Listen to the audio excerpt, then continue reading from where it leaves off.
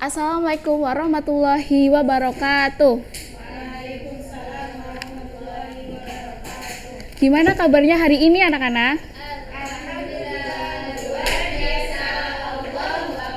Untuk kehadiran, siapa yang belum masuk di sini? Apa hadir semua? Iya, alhamdulillah. Kemarin kan udah bab 2 ya. Sekarang kita masuk ke bab 3.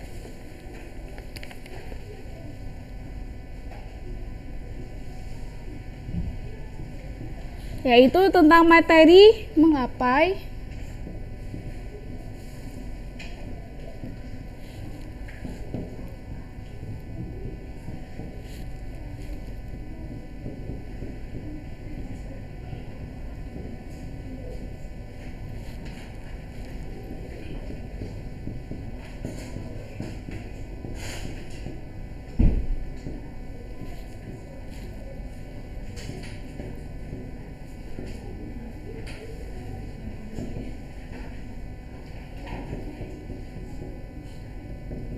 Coba kita baca-baca ya, ada di depan bareng-bareng. Menggapai ridho Allah.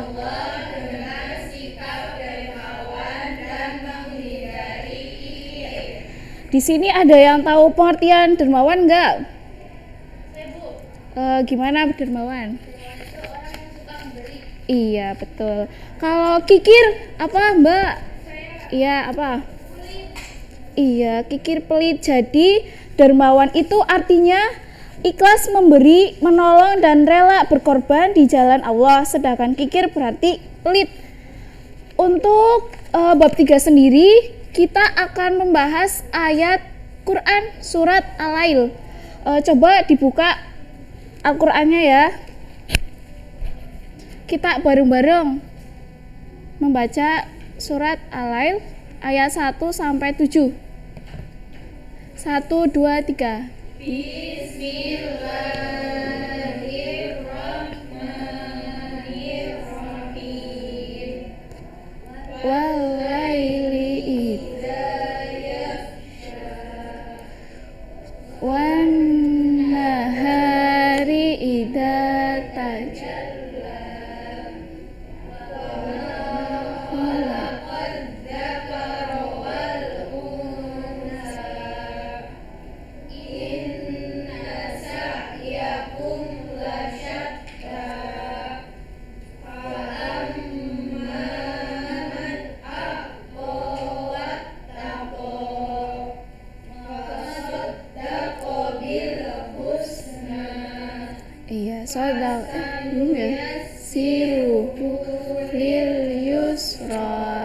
Shadaqallahul adzim. Sekarang Ibu tunjuk satu-satu ya membaca ayatnya. Mas Firman, coba ayat 1 sama artinya.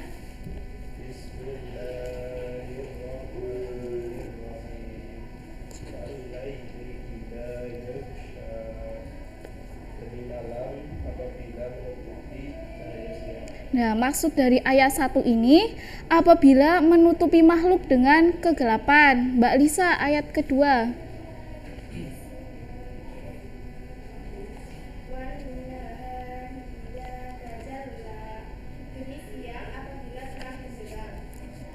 Jadi maksud di sini itu apabila cahaya dan sinarnya.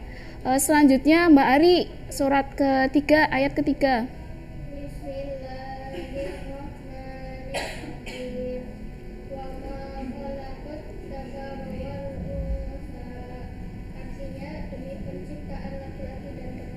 Nah, di sini juga dijelaskan tentang penciptaan adanya laki-laki dan perempuan.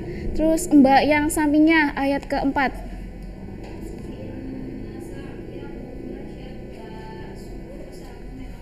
Nah, maksudnya usaha yang berbeda itu semua perbuatan hamba Allah itu mereka kerjakan saling bertentangan dan juga bertolak belakang, di mana berbuat kebaikan dan juga berbuat keburukan itu di situ itu saling terhubung.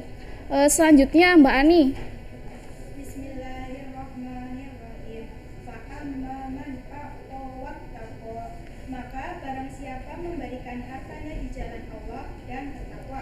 Nah, maksud dari ayat ini yaitu mengeluarkan apa yang diperintahkan dan maksudnya itu tentang bersedekah. Selanjutnya Mbak Nurul.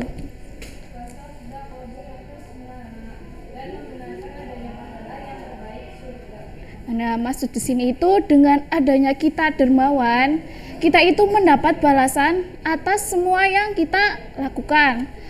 Selanjutnya Mbak Wahyu.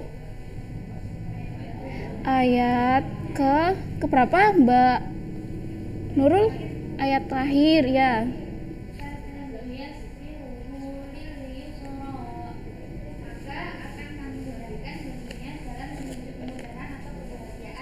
Iya, jadi maksud dari ayat terakhir ini, apabila kita dermawan, maka kita itu akan dituntut menuju jalan kebaikan.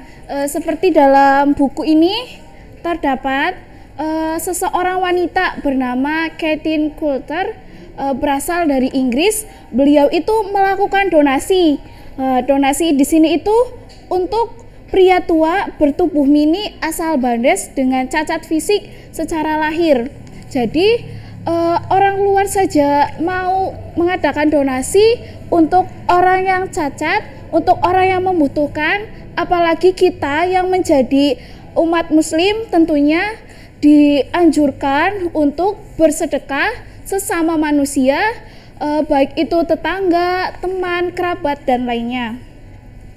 Jadi inti dari ayat Al-Lail 1-7 itu, Allah itu bersumpah demi siang, demi malam, penciptaan laki-laki dan perempuan, menjanjikan balasan yang terbaik berupa pahala dan juga surga di akhirat kelak, dan juga mempermudah hambanya untuk menjalani kehidupan sehari-hari.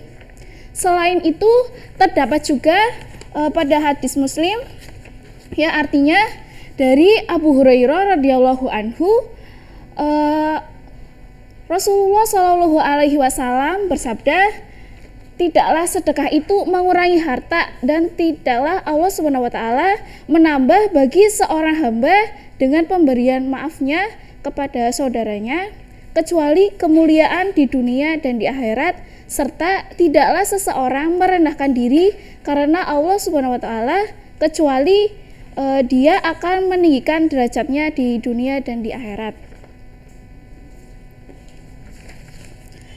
Dari ayat 1-7 semuanya maksud apa enggak? Iya. Coba kita sama-sama merenungkan ya. Cerita di sini ada seseorang usahawan, Pak Ridwan. Pak Ridwan itu memiliki harta kekayaan, tetapi beliau tidak mau memberikan hartanya untuk donasi yatim dan piatu. Menurut kalian, apabila kalian menjadi Pak Ridwan, apa yang kalian lakukan? Coba Mbak Lisa, apakah akan memberikan donasinya atau tidak? Iya, pintar. Berarti sekarang udah masuk semua tentang dermawan, gih? Iya. Sekian dari Ibu. Kurang lebihnya mohon maaf. Wassalamualaikum warahmatullahi wabarakatuh.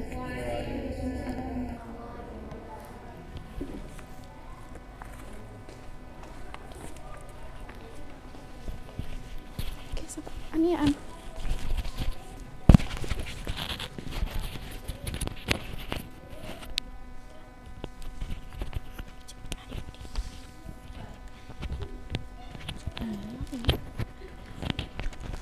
Lah. Ini ada des. Ini. Oh, ini ada. Lah.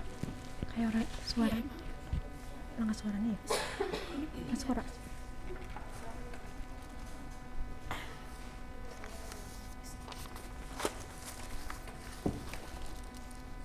Bentar.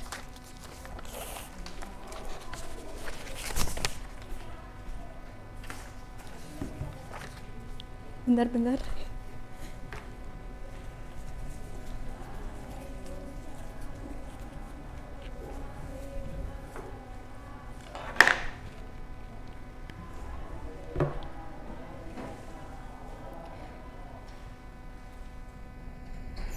Assalamualaikum warahmatullahi wabarakatuh. Selamat siang anak-anak. Bagaimana kabar hari ini?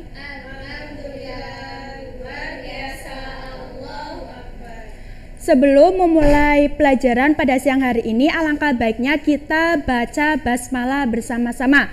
Bismillahirrahmanirrahim. Baik, Ibu akan absen dulu. Mbak Lulu, Mbak Faiza, Mbak Lisa, Mbak Ari. Alhamdulillah hadir semua ya. Baik, di sini ada yang tahu ini gambar tentang apa? Iya, tentang sholat. Jadi materi pada siang hari ini kita akan belajar tentang sholat fardu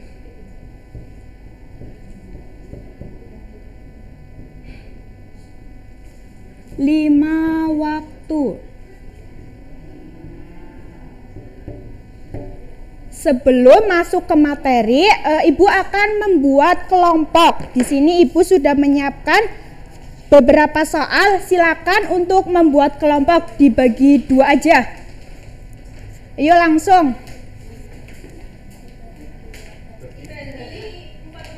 Ya. Ya langsung.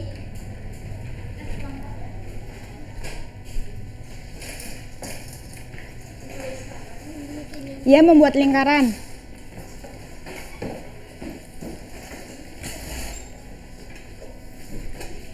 Anak pertanyaan dijawab ya kayak anak. Silakan, itu soal, beberapa soal untuk bisa dikerjakan. Ibu kasih waktu 2 menit untuk mengerjakan. Dimulai dari sekarang.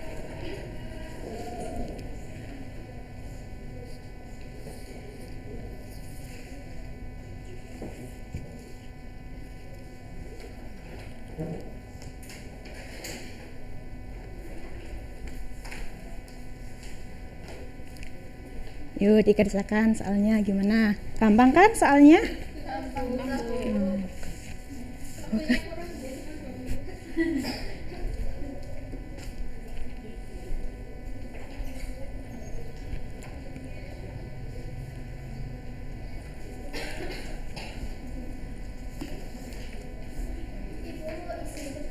Oh nggih, silakan Mbak Ari.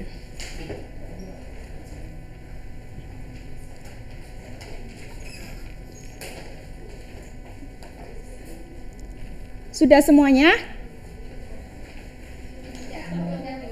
Sudah, oke. Kita lanjut materi dulu. Nanti di setiap materi nanti Ibu tanya dari soal-soal tersebut ya. Baik, di sini kan akan belajar tentang sholat fardu. Fardu itu artinya apa, Mbak Sri? Fardu itu artinya wajib. Wajib, iya. Jadi sholat wajib 5 waktu. Nah, pengertian dari sholat fardu secara bahasa adalah berdoa. Secara bahasa berartinya itu berdoa atau doa meminta kebaikan. Sedangkan secara istilah sholat fardu adalah suatu perbuatan atau perkataan tertentu yang diawali dengan takbir dan diakhiri dengan salam.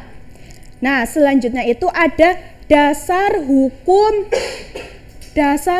sholat fardu. Sholat fardu. Coba, tadi Ibu sudah memberikan soal, ada dasar hukum sholat fardu itu terdapat pada surat apa? Kelompok 1.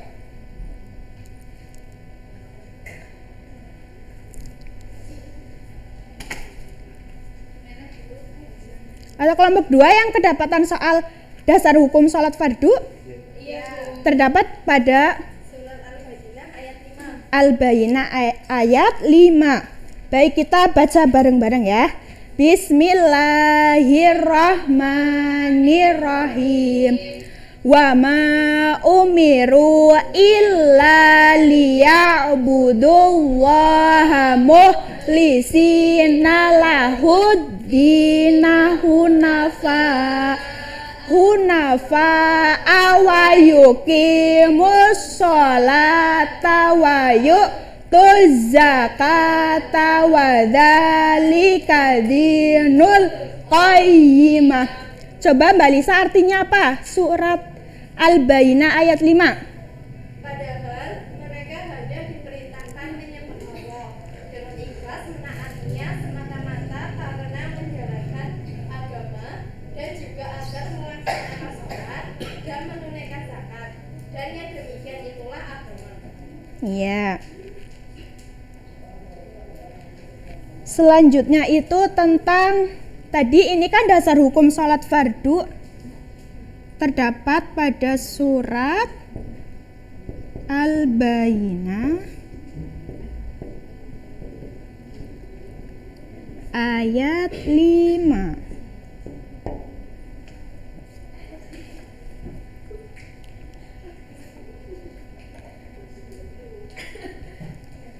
Coba sebelumnya sholat 5 waktu itu yang wajib ada berapa? Ada apa saja?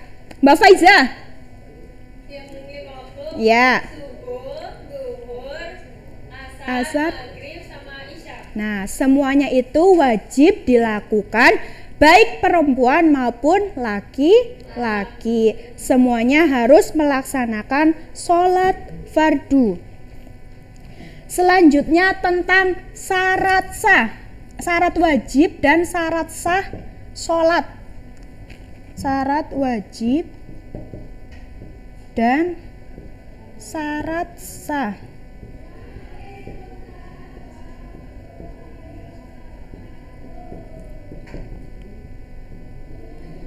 Coba syarat wajib pengertiannya apa?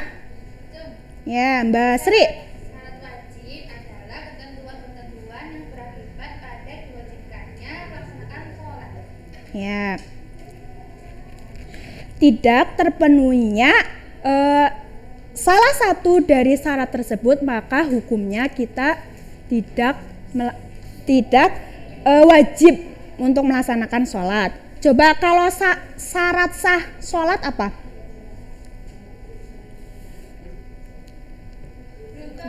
Oh, belum tahu. Oke. Jadi syarat sah adalah ketentuan-ketentuan yang harus terpenuhi sebelum melaksanakan sholat. Kalau syarat sah ini tidak terpenuhi, maka sholatnya itu tidak sah. Jadi sebelum kita melaksanakan sholat, ada syarat wajib yang harus terpenuhi dan ada syarat sah yang harus terpenuhi. Syarat wajibnya itu yang pertama ada beragama Islam. Beragama Islam.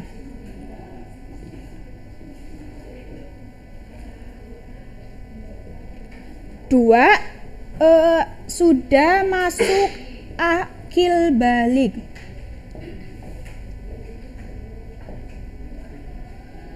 Yang ketiga itu tidak hilangnya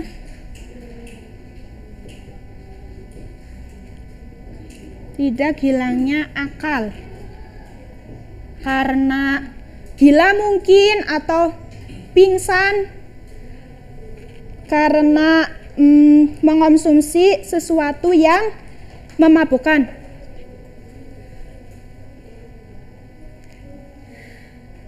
Untuk materi pada siang hari ini Ibu cukupkan. Untuk besok silakan belajar tentang ini syarat sah dari sholat fardu ya. Sekian dari Ibu, akhiri dengan bacaan hamdalah bersama-sama. Alhamdulillahirabbil alamin. Wassalamualaikum warahmatullahi wabarakatuh.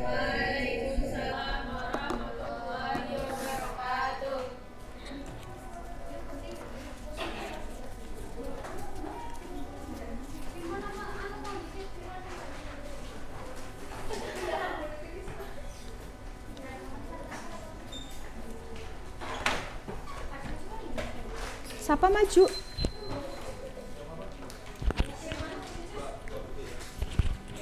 Aduh.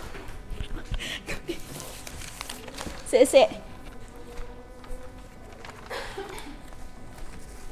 Cepet nak. Tunggu ya. Wis. Ya orang berubah, orang berperhatian. Di sini kuningan deh, Kak.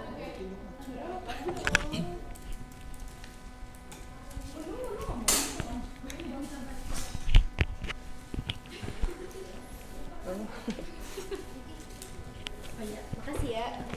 Jujur apa kamu?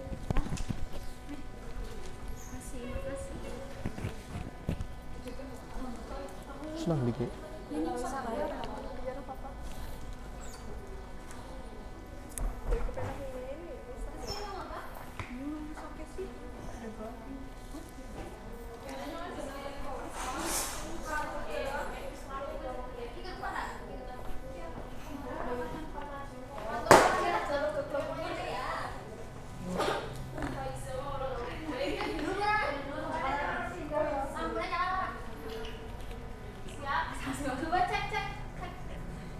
Halo? Krungu? Hah?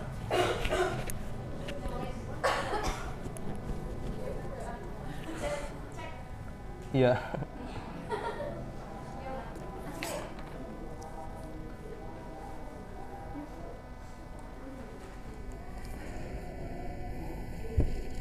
Assalamualaikum warahmatullahi wabarakatuh.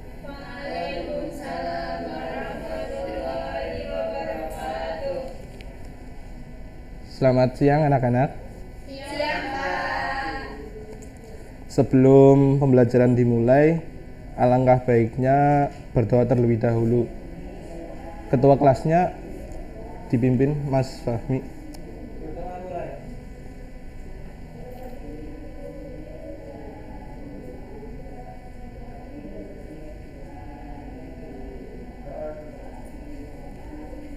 Terima kasih Mas Fahmi.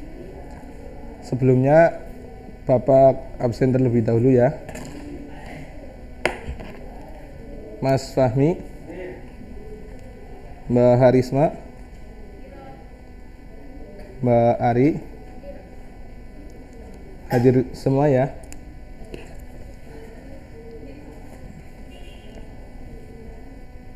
Sekarang anak-anak buka bukunya halaman 48.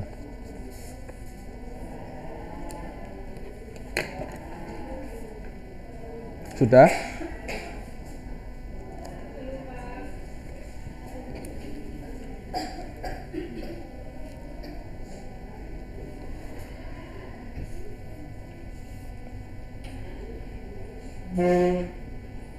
Sudah apa belum? Halaman 48. Ya. Hari ini kita akan belajar mengenai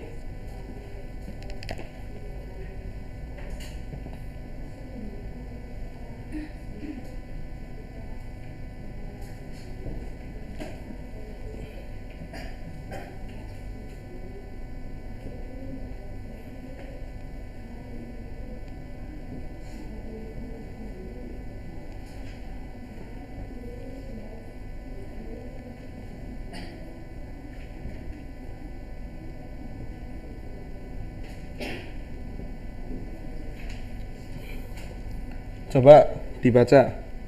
Kelihatan nggak? Iya. Iya, nggak jelas.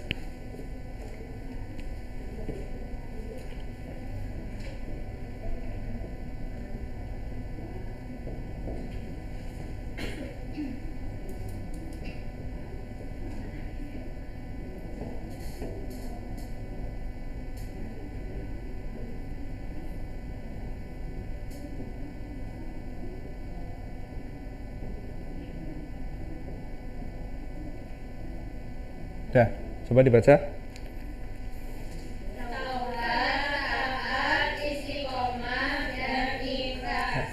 Ada yang tahu nggak arti dari keempat materi ini?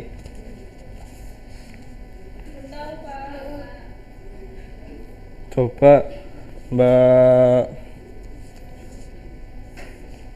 Ari, arti taubat apa? Taubat secara bahasa berarti kembali. Secara istilah, taubat berarti kembali ke jalan yang benar dengan didasari keinginan yang kuat dalam hati untuk tidak kembali melakukan dosa-dosa yang pernah dilakukan sebelumnya. Ya, betul. Jadi sebagai manusia biasa, bukan malaikat ataupun nabi yang memiliki sifat maksum, terjaga dari perbuatan dosa secara langsung atau tidak langsung, sengaja atau tidak sengaja, kerap kali akan bersinggungan dengan yang namanya kesalahan atau dosa. Baik kesalahan sebagai makhluk individu yang berhubungan langsung dengan Allah maupun sebagai makhluk sosial yang berhubungan dengan anak Adam yang lain.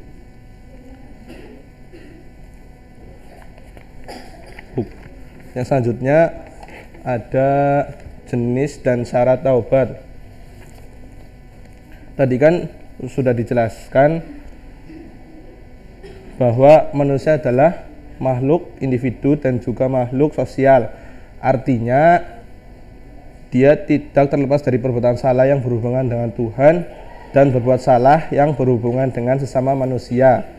Karenanya jenis dan syarat taubat dibagi menjadi, coba Mbak Lisa, taubat dibagi menjadi berapa?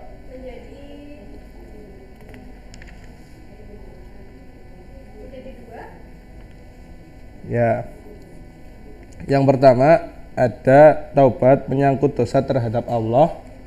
Yang selanjutnya taubat menyangkut dosa terhadap sesama manusia. Dari kedua taubat tersebut masing-masing memiliki syarat. Syarat taubat menyangkut dosa terhadap Allah yaitu pertama, meninggalkan perilaku dosa itu sendiri. Yang kedua, menyesali perbuatan maksiat yang telah dilakukan. Yang kedua, berniat tidak melakukannya lagi selamanya. Untuk syarat yang taubat menyangkut dosa terhadap sesama manusia itu sama ya, sama kayak taubat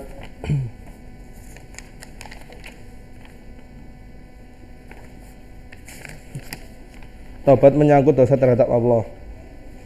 Selanjutnya, dampak positif perilaku bertaubat. Coba Mbak Ari dibacakan. Dampak positif perilaku bertaubat. Yang pertama, bagi pelakunya sendiri, yaitu memperoleh semangat dan gairah hidup baru karena Allah berkenan menerima tobatnya jika tobatnya dilakukan dengan sungguh-sungguh.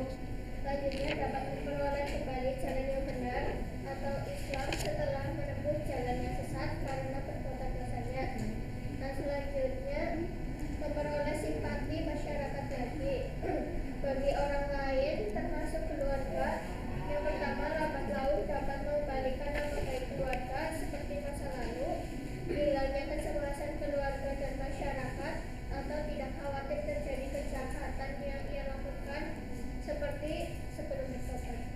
Ya, terima kasih Mari. Materi yang selanjutnya itu taat. Coba Mbak Faiza, arti taat menurut bahasa apa? Arti taat menurut bahasa itu berarti tunduk, patuh, dan juga setia. Ya, terima kasih. Jadi arti taat bisa diartikan terhadap segala taat, tunduk dan patuh terhadap segala perintah dan aturan yang berlaku. Karena waktunya sudah selesai, Bapak akhiri. Sebelumnya Mas Fahmi pimpin berdoa.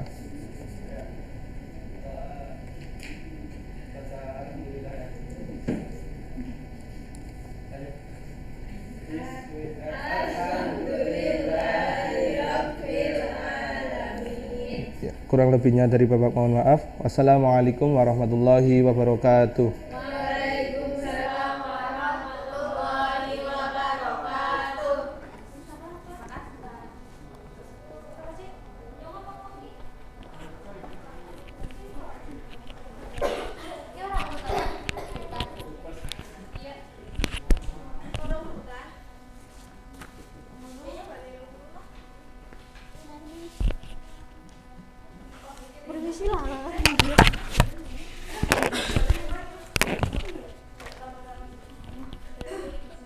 Wisi ket awal wis salah. Wis lah. Santel naring lambe.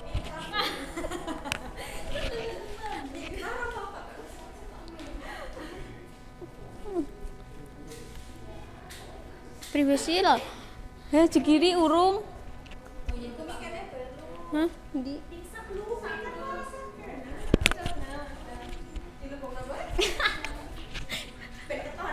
Pinketan.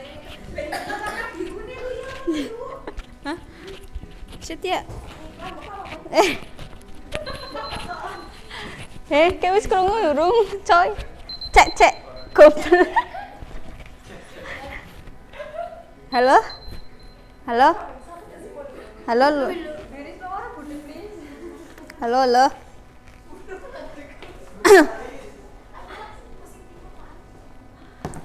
Nyonge bae lah. Halo? Halo Risma, krungu ra? Ya.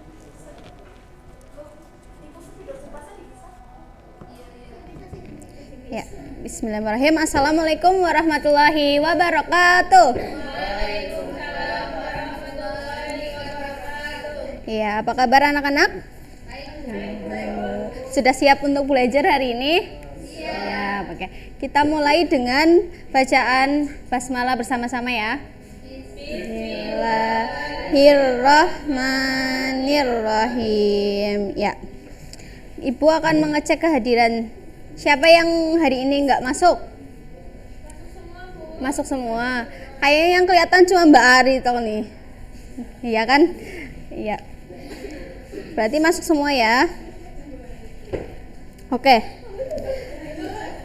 Hari ini kita akan belajar tentang apa?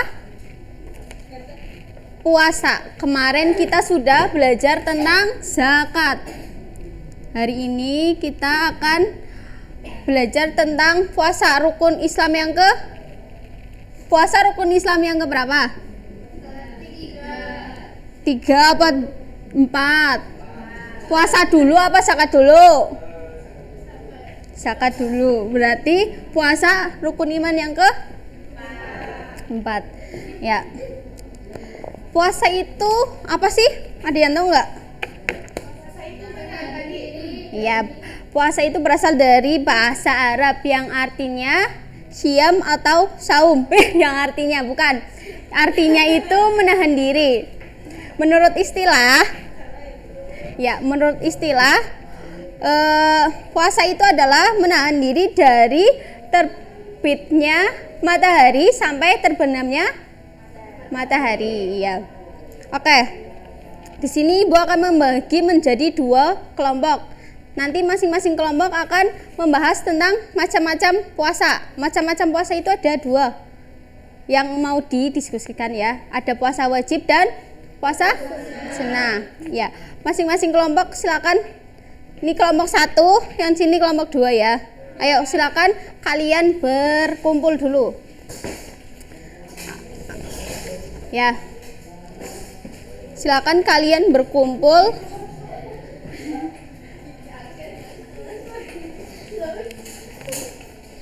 Kelompok 1 membahas tentang puasa sunnah. Ya, kelompok 2 membahas tentang puasa wajib. Silakan berdiskusi selama 1 menit ibu atur sampai 1 menit ya. Silakan berdiskusi dengan kelompoknya masing-masing.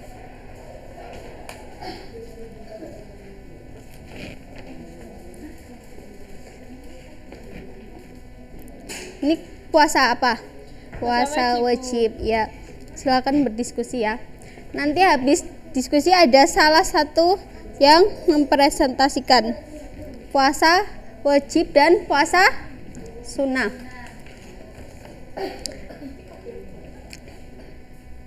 Puasa itu menahan diri dari makan, minum, hawa nafsu. Oh ya, dari godaan setan itu. Iya. Sudah selesai diskusinya? Sudah? Oke. Silakan masing-masing kelompok ada yang mewakili untuk mempresentasikan hasil diskusinya. Kelompok 1, silakan Mbak Lisa. Maju. Membacakan, yang lainnya dengerin ya. Ya. Puasa sunnah yaitu puasa yang apabila dilaksanakan mendapat pahala, apabila ditinggalkan tidak mendapat dosa. Macam-macam puasa itu ada 5. Yang pertama puasa 6 hari di bulan Syawal, puasa Senin dan Kamis, puasa Daud, puasa Arafah, dan puasa di bulan Muharram. Ya. Selanjutnya kelompok 1 ada yang kelompok 2 ada yang mau bertanya? Kelompok 1? Tidak. Ya. Kelompok 2 ada pertanyaan untuk kelompok 1? Iya.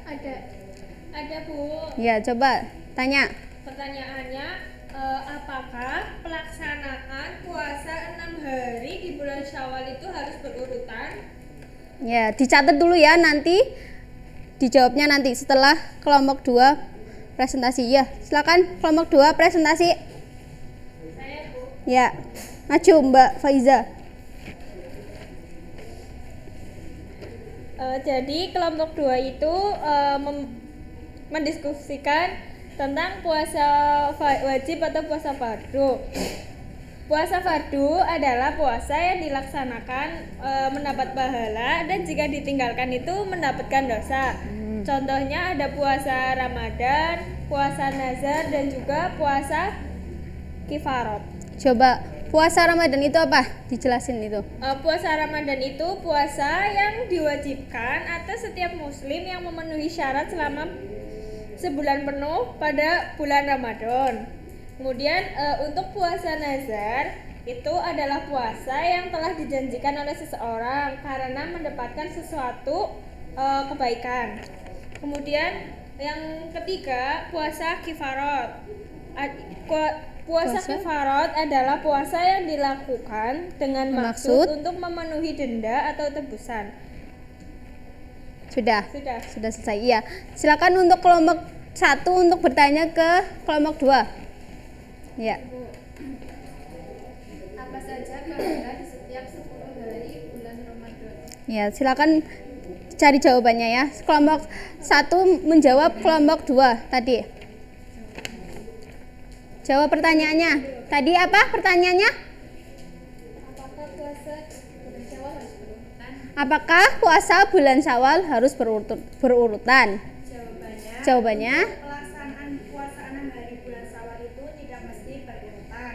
Seseorang boleh saja melakukannya secara terpisah, namun semakin cepat tentunya semakin bagus. Iya, bagus. Terus kelompok 2. Silakan jawab pertanyaan dari kelompok 1. Jawabannya yang pertama yaitu 10 hari pertama pahalanya yaitu mendapatkan rahmat Allah. Yang kedua 10 hari kedua pahalanya yaitu mendapatkan ampunan dari Allah. Dan yang ketiga 10 hari terakhir pahalanya yaitu dibebaskan dari api neraka. Oke. Kembalikan lagi coba tadi. Ya, Ibu kumpulkan ya hasil diskusinya. Jadi Ibu simpulkan ya. Ada 2 macam puasa, yaitu puasa wajib dan puasa sunnah. Ya, agar ibadah puasa yang kita lakukan sah dan bernilai pahala, maka kita juga harus mengetahui syarat dan rukun puasa. Ya, Jadi puasa itu adalah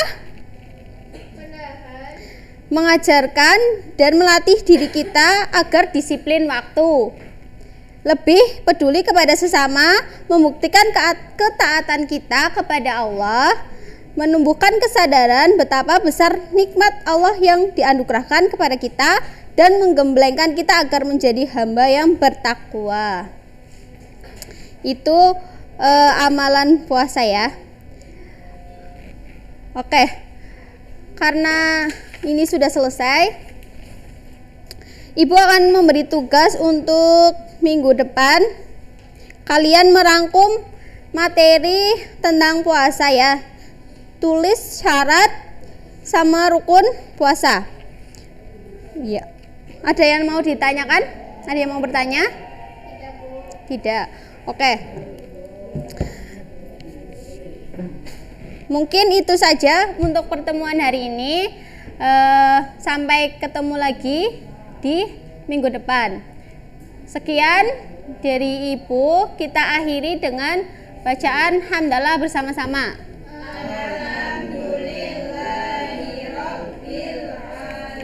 Sekian, wassalamualaikum warahmatullahi wabarakatuh.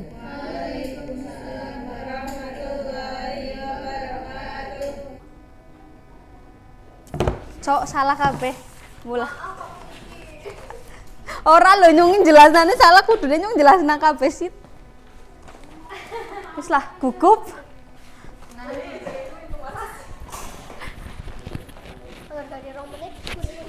Iya kuning. Lombok apa loro? Iya 2 menit. Iya lah. Astagfirullah. Bantunya dong.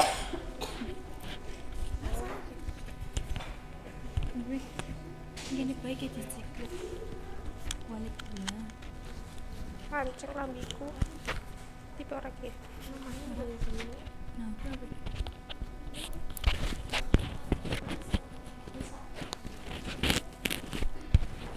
Risma. Masuk. Cek. Cek.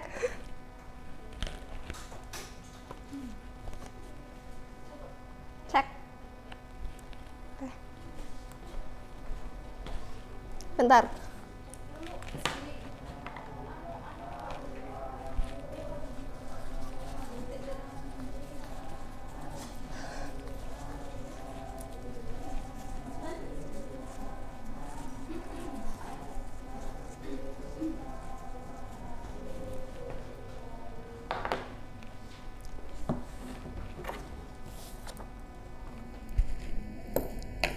Assalamualaikum warahmatullahi wabarakatuh. Waalaikumsalam warahmatullahi wabarakatuh. Selamat siang anak-anak. Siang, Bu. Bagaimana kabarnya hari ini? Alhamdulillah luar biasa.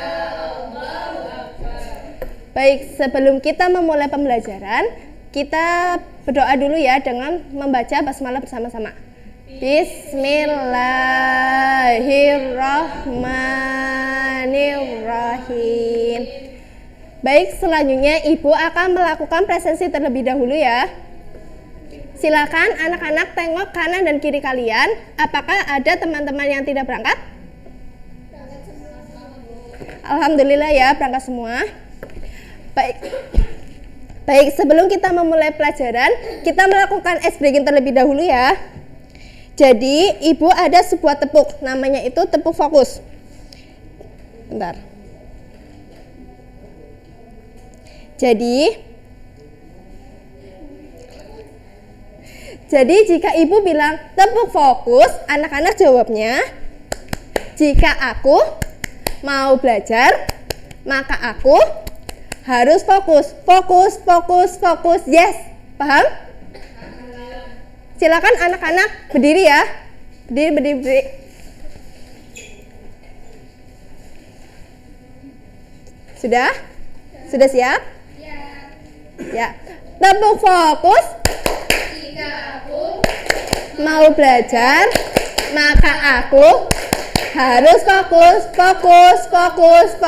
Yes. Udah ya. Kelihatannya anak-anak udah pada fokus ya sekarang. Baik. Ada yang masih ingat minggu kemarin kita belajar tentang apa? Tentang mukjizat dan kejadian luar biasa lainnya. Lalu anak-anak ada yang tahu kita hari ini akan belajar tentang apa? Ya, benar. Ikhtiar dan tawakal.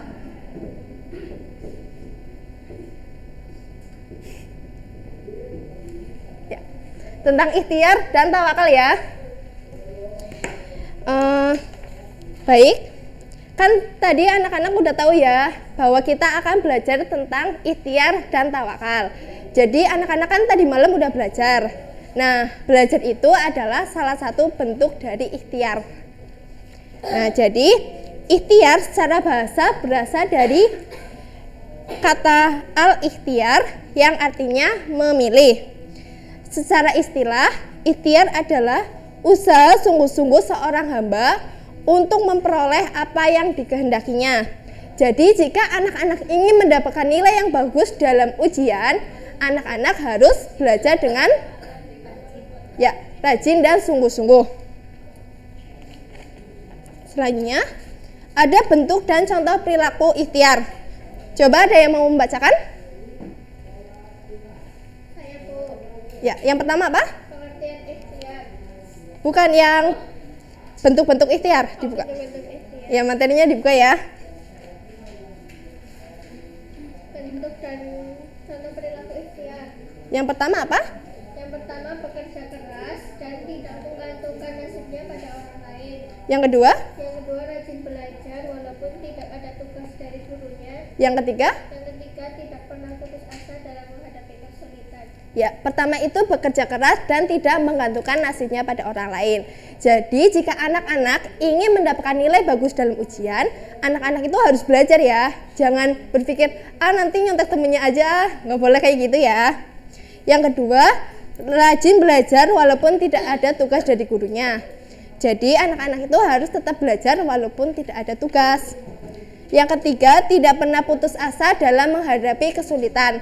Anak-anak itu jika menemui suatu materi yang sulit, anak-anak itu harus mencari materi yang sesuai atau enggak tanya ke teman, enggak boleh putus asa. Selanjutnya, dampak positif membiasakan perilaku ikhtiar. Ada yang mau bacain? Oke, silakan. Yang pertama, menghilangkan rasa malas, murung, dan keluh kesah. Yang kedua, ada menumbuhkan harapan baru dalam hidup karena setiap dari satu usaha dapat membuka sejuta harapan. Terus yang ketiga, dia memiliki keyakinan bahwa Allah pasti akan menolong hambanya yang mau berusaha. Ya, benar. Itu adalah contoh perilaku dari ikhtiar ya. Selanjutnya ada tawakal. Jadi tawakal itu berasal dari bahasa Arab yaitu wakalah yang berarti menyerahkan, mempercayakan, dan mewakilkan urusan kita hanya kepada Allah. Secara istilah, tawakal adalah menyerahkan urusan kita kepada Allah yang mengatur segala-galanya. Jadi, jika anak-anak sudah melakukan ikhtiar, maka kalian itu harus bertawakal. Contohnya, jika anak-anak ini udah belajar nih, udah sungguh-sungguh belajar dalam menghadapi ujian. Lalu, habis itu kita itu harus bertawakal pada Allah, berdoa supaya nilai kita itu baik. Nah, selanjutnya itu ada contoh perilaku tawakal. Contoh perilaku tawakal ini ada pada kisah Rasulullah dengan sahabatnya, yaitu sahabat Rasulullah yang meninggalkan untanya tanpa diikat pada sebuah pohon atau tonggak dan lainnya. Lalu ditinggalkan begitu saja. Beliau bertanya, "Mengapa tidak kamu ikatkan?" Ia menjawab, "Saya sudah bertawakal kepada Allah." Rasulullah tidak dapat menyetujui cara berpikir sahabatnya tersebut. Ikatlah dulu, lalu bertawakallah. Jadi, kita itu harus bertawakal terlebih dahulu, sungguh-sungguh dalam menjaga barang kita sendiri. Habis itu kita harus bertawakal, kayak gitu ya. Selanjutnya ada dampak positif membiasakan perilaku tawakal. Ada yang mau membacakan? Ya, silakan. Yang pertama, meningkatkan keyakinan dan keimanan kepada Allah Subhanahu wa taala. Yang kedua, memperoleh ketenangan dan ketentraman jiwa, dan yang ketiga, mengurangi beban pikiran karena yakin manusia hanya bisa kepada Allah Subhanahu wa taala. Allah adalah penentunya. Ya, benar sekali. Baik, Tadi kita sudah belajar mengenai tawakal dan ikhtiar. Jadi, Ibu mau anak-anak menuliskan contoh dari perilaku ikhtiar yang telah kalian lakukan dalam kehidupan sehari-hari. Nanti Ibu minta ada beberapa orang yang maju. Ibu beri waktu selama 1 menit. Silahkan. 1 menit ya.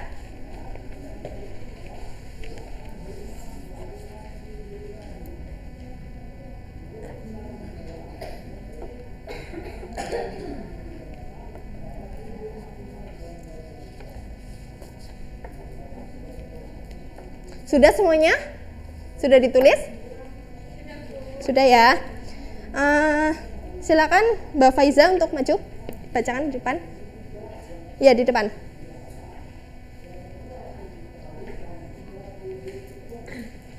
Ya, saya akan menyebutkan contoh dari perilaku ikhtiar. Yang pertama itu giat dan bersemangat dalam berusaha. Kemudian yang kedua itu tekun dalam melaksanakan tugas yang telah diamanahkan terhadap dirinya. Baik, terima kasih. Selanjutnya Mbak Ani, maju. Bacakan ke depan. 2 contoh aja ya. Baik, di sini saya akan membacakan contoh dari ikhtiar. Yang pertama itu pandai memanfaatkan waktu senggangnya untuk hal-hal yang positif. Yang kedua, tidak mudah putus asa apabila menghadapi kesulitan. Ya, baik, terima kasih Mbak Ani. Baik, karena waktunya udah habis ya. Ibu di sini akan memberikan akan memberikan tugas kalian menulis dalil. Ditulis ya untuk minggu depan. Baik, sebelum mengakhiri pembelajaran, Ibu ada icebreaker lagi nih. Namanya tepuk terima kasih. Jadi jika Ibu bilang tepuk terima kasih, anak-anak jawabnya otak ini, hati ini, mulut ini ingin bilang terima kasih. Bisa? Bisa. Yuk semuanya berdiri.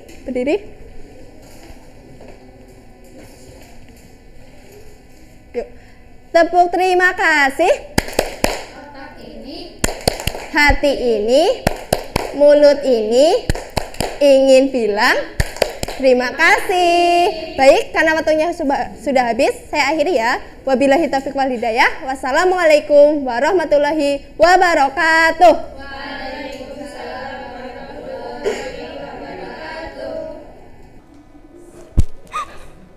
Ya Allah, lebih pirang menit iku. Selanjutnya siapa?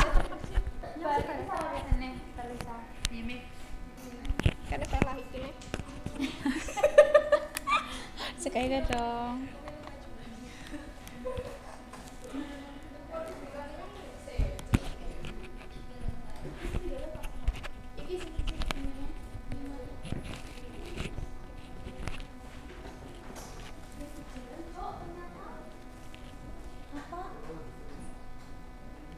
Masuk ora? Cek.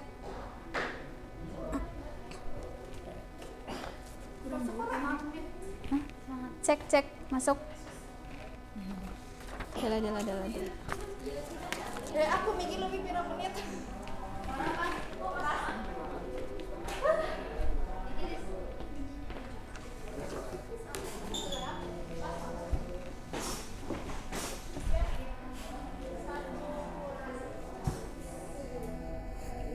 Ya, Assalamualaikum warahmatullahi wabarakatuh.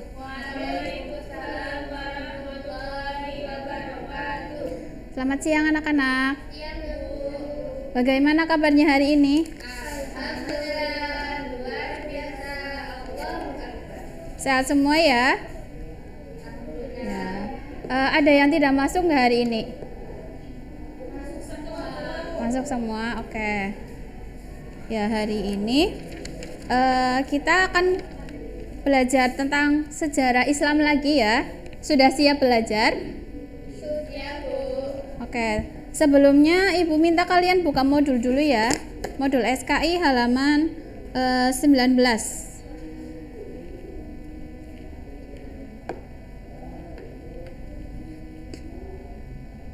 Sudah? Ya, minggu kemarin kita sudah membahas tentang kondisi masyarakat Mekah sebelum Islam datang. Seperti apa ya kondisinya ya? Tuhannya apa Tuhannya? Patung, berhala ya. Kemudian kebiasaan buruknya apa? Apa? Ya, membunuh anak perempuan. Terus apa lagi? Ya, berfoya-foya. Pintar Mbak Faiza, sip. Nah, kemudian untuk selanjutnya hari ini kita akan membahas tentang bagaimana sih Islam masuk ke Mekah melalui apa? Ada yang tahu? Belum tahu.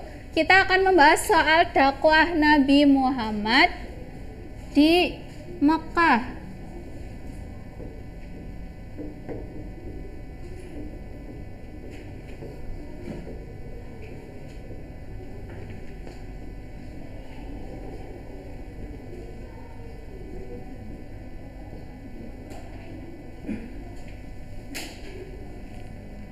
Ya, sebelum masuk ke materinya, ya sebelum kita masuk ke kisahnya, yang pertama yang harus kita ketahui yaitu riwayat hidup Nabi Muhammad sendiri. Yang pertama, Ibu mau tanya, siapa yang tahu Nabi Muhammad itu lahir tanggal berapa? Siapa? 12 Rabiul Awal. Bagus, Mbak Sri, 12 Rabiul Awal. Tahunnya tahun apa? Tahun gajah. Tahun gajah.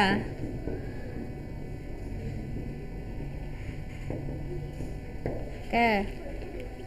Ya, Nabi Muhammad lahir pada 12 Rabiul Awal tahun gajah yang bertepatan pada tanggal 20 April tahun 571 sebelum Masehi ya.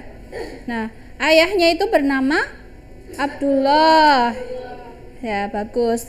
Kemudian ibunya itu bernama Siti Aminah. Nah, nasab bapak dan ibu beliau itu bertemu pada datuk yang bernama Kilab.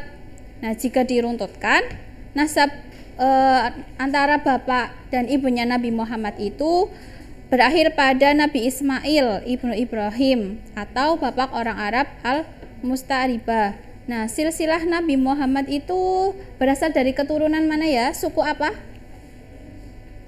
Suku Quraisy. Suku Quraisy itu adalah salah satu suku yang terkemuka di bangsa Arab ya. Iya kan? Nah, kemudian pada saat lahir Nabi Muhammad itu dalam keadaan yatim. Bapaknya itu meninggal ketika usianya 3 bulan dalam kandungan ibunya. Nah, kemudian setelah kita membahas tentang riwayat hidupnya, kita akan membahas tentang permulaan dakwah Nabi Muhammad SAW. Kapan dakwah Nabi Muhammad itu dimulai? Ketika Nabi diangkat menjadi Rasul.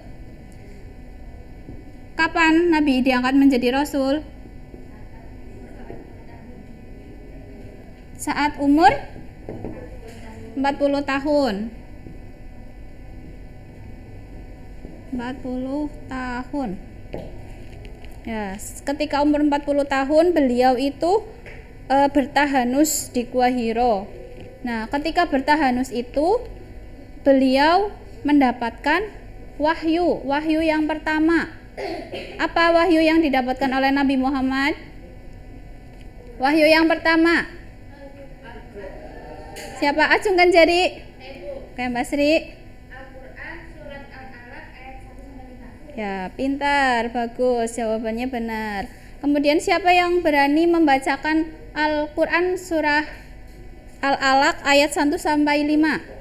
Coba acungkan jari. Ada yang berani atau tidak?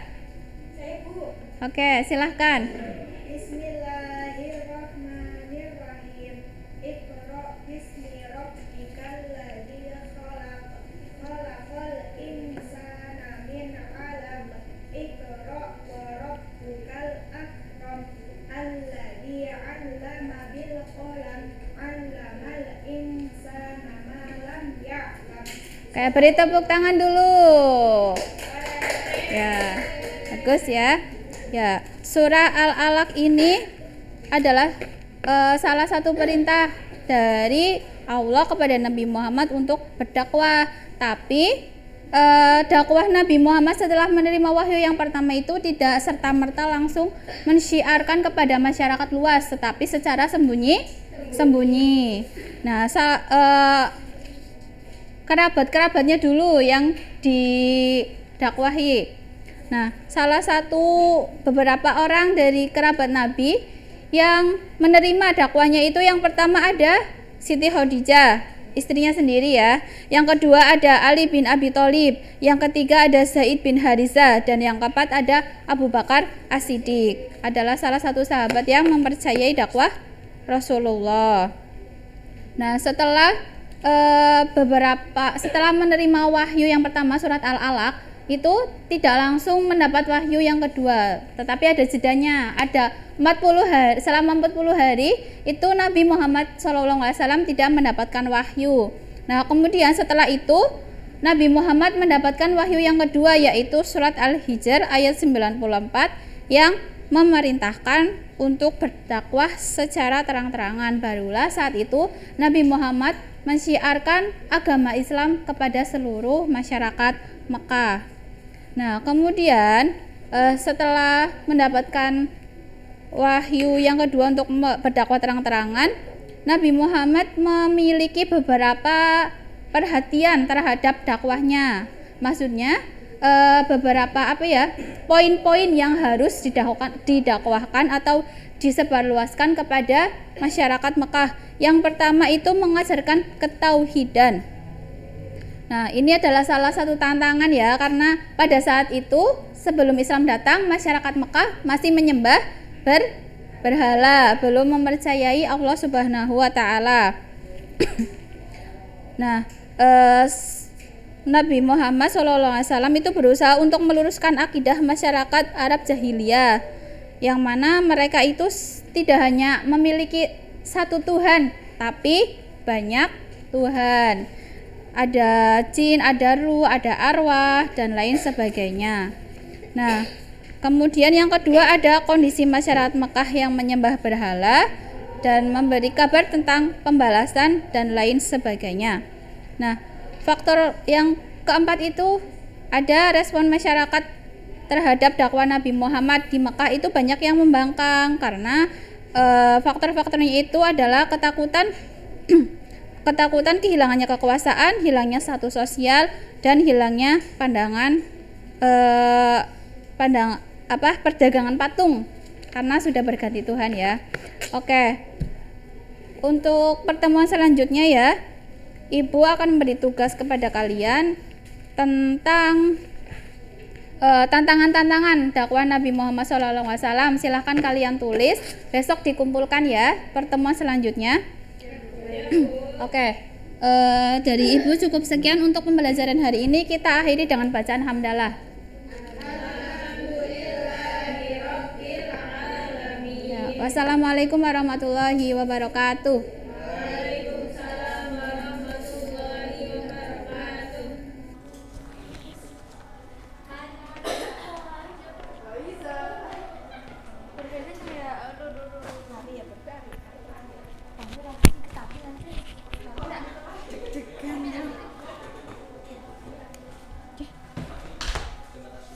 Kene di sana nih. Kene.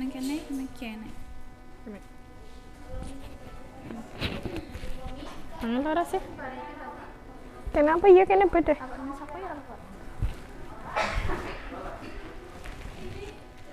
Krungu ora, Riz? Yang deg-degan.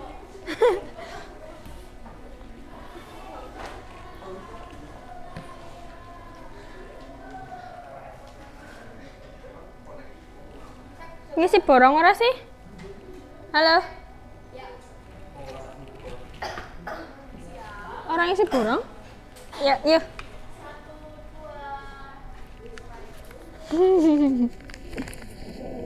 Ya. Assalamualaikum warahmatullahi wabarakatuh.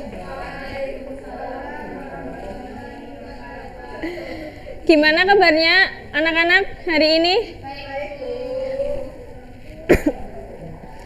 Oh iya, sebelumnya doa dulu ya. Silakan ketua kelasnya Mas Fahmi dipimpin doa.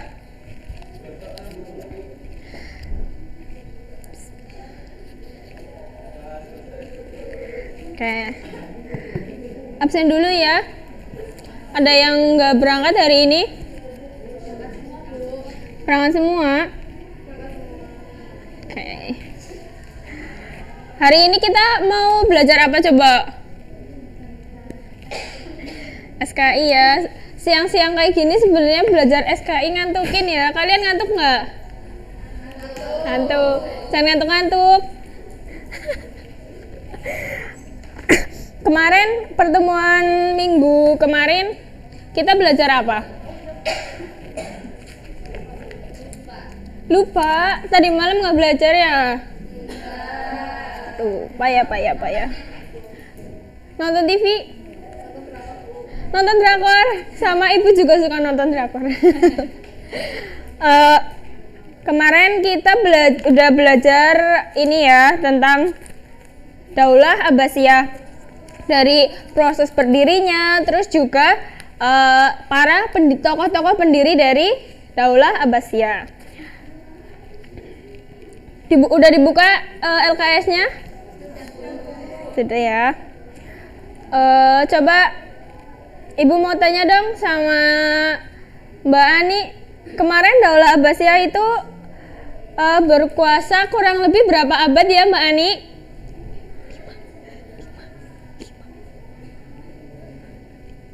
5, Bu. Ya, tadi malam belajar ya Mbak Ani ya?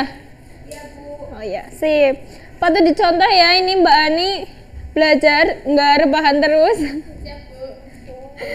Ya, jadi Daulah Abbasiyah itu memimpin kurang lebih selama 5 abad. Daulah Abbasiyah ini adalah daulah yang cukup lama berkuasa, sehingga Daulah Abbasiyah inilah yang memberikan sumbangan besar bagi kegemilangan peradaban Islam pada saat itu. Kemudian hari ini kita akan belajar tentang ilmuwan-ilmuwan pada masa Daulah Abbasiyah. Ilmuwan yang membawa kegemilangan pada masa Daulah Abbasiyah ini sebenarnya ada 8 ilmuwan. Tapi hari ini kita tidak akan membahas 8 ilmuwan ini, karena Ibu tahu pasti nanti kalian akan bosen ya, ngantuk. Kita hari ini akan membahas 4 saja yang cukup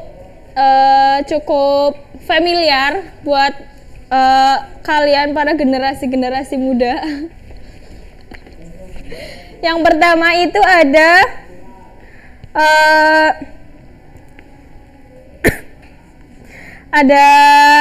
penemu pertama dari ensiklopedia kedokteran.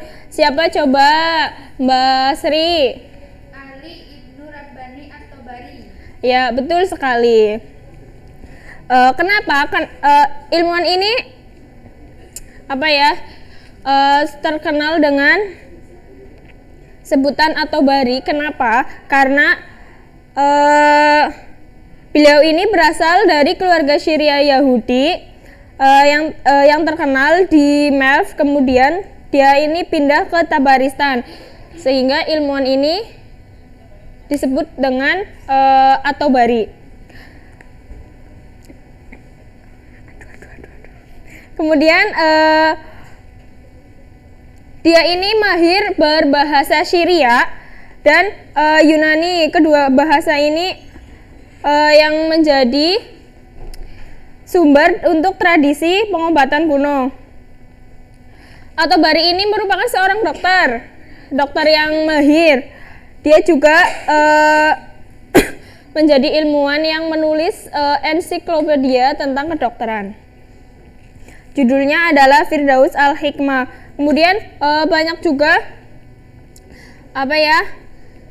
ilmu-ilmu yang At-Tabari ini kuasai. Contohnya itu ada ilmu astronomi, ilmu filsafat, matematika, dan juga ilmu sastra. Kemudian yang kedua ini adalah ilmuwan yang cukup familiar di kalangan anak-anak seperti seumuran kalian, yaitu ada Ibnu Sina. Ibnu Sina itu dikenal sebagai sebutannya di daerah barat itu dikenal dengan nama siapa ya, Mbak Lisa? Belum baca ya Mbak Lisa ya? Coba Mas Fahmi. Belum tahu ya? Nah, Ibnu Sina ini di dunia barat ini dikenal sebagai Avicenna. Kalian pasti udah sering dengar ya dengan nama Avicenna? Sering? Pernah? Jadi Ibnu Sina ini terkenal dengan ilmuwan di bidang kedokteran.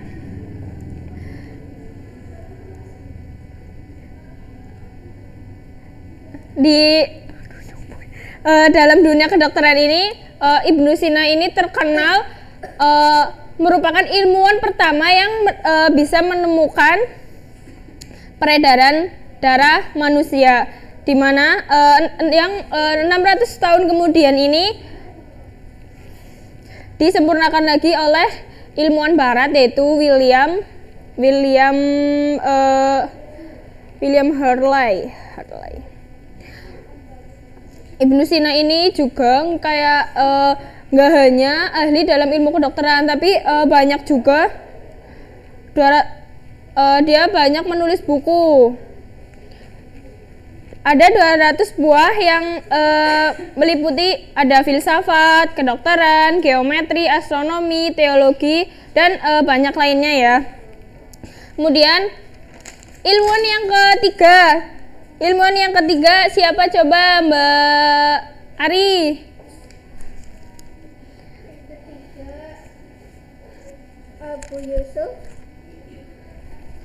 Abu Yusuf Yakub Ibnu Ishaq Al-Kindi. Ya, betul sekali. Kita sering kenalnya dengan sebutan Al-Kindi ya. Dia ini adalah seorang filosof muslim pertama.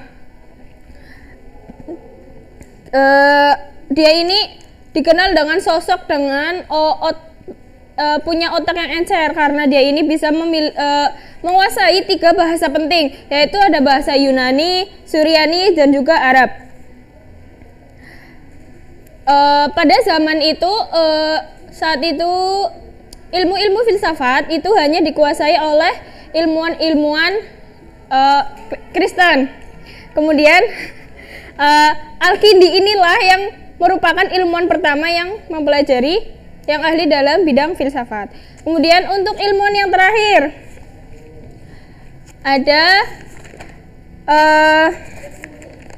ada Muhammad Ibnu Musa Al-Khwarizmi. Ini dikenal sebagai Al-Khwarizmi. Al-Khwarizmi ini ahli dalam bidang matematika ya, dari yang tentang materi aljabar, sin konstan dan lainnya yang bikin kalian pusing kalau misalkan pelajaran matematika ya.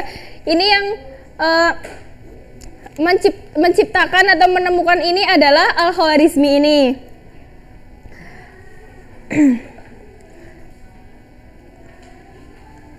Tapi meskipun Al-Khwarizmi ini pintar dalam bidang matematika, tapi dia tidak hanya menguasai bidang matematika saja. Banyak seperti ilmu musik, Al-Khwarizmi juga pandai dalam hal tersebut, filsafat, logika, banyak lah pokoknya. Tapi yang paling dominan ini adalah dalam bidang matematika. Kayaknya kalian udah pada ngantuk ya? Iya, ibu juga udah ini ya, kalian udah ngantuk, jadi kita lanjutin minggu depan. Minggu depan kita akan membahas 4 ilmuwan yang lain. Kalian dibaca ya LKS-nya, biar nanti kalau misalkan pelajaran ibu tanya, kalian udah pada bisa. Oke, kita tutup pelajaran hari ini dengan bacaan hamdalah bersama-sama.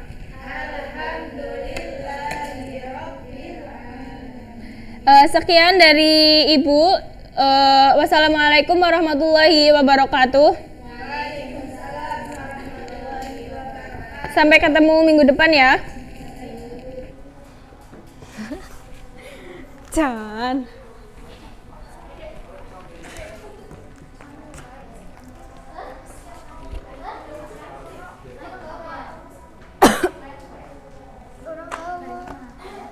Oh ya. Bismillahirrahmanirrahim. Jangan sampai mati. Mati ya? Nanti gagal. Ya sana, kau kena itu di bawah ora? Tiga lah ya orangnya. Bismillahirrahmanirrahim.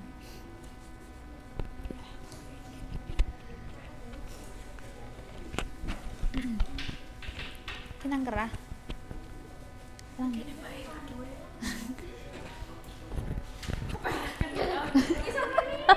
Ano banget lah tulung. Mau higal marasnya. Iya. Berlayar. Kamera.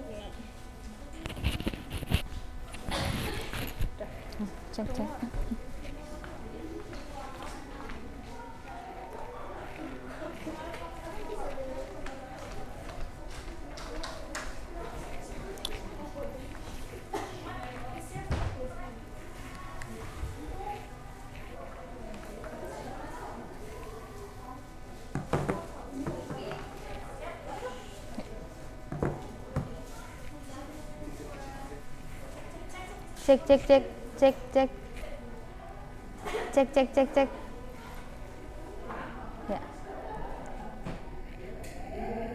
Ya, bismillahirrahmanirrahim. Assalamualaikum warahmatullahi wabarakatuh.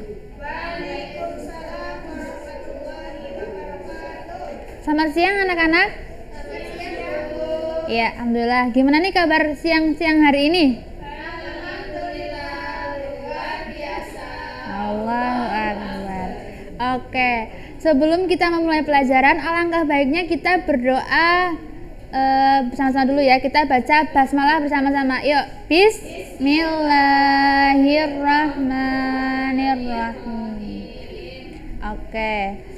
Sebelum kita belajar, alangkah baiknya kita rapikan dulu nih tempat duduknya. Mbak Miftah bisa tolong maju rapikan tempat duduknya. Mbak Miftah yang belakangnya juga minta tolong untuk rapi karena kita mau belajar ya, bukan kita mau ngerumpi gitu.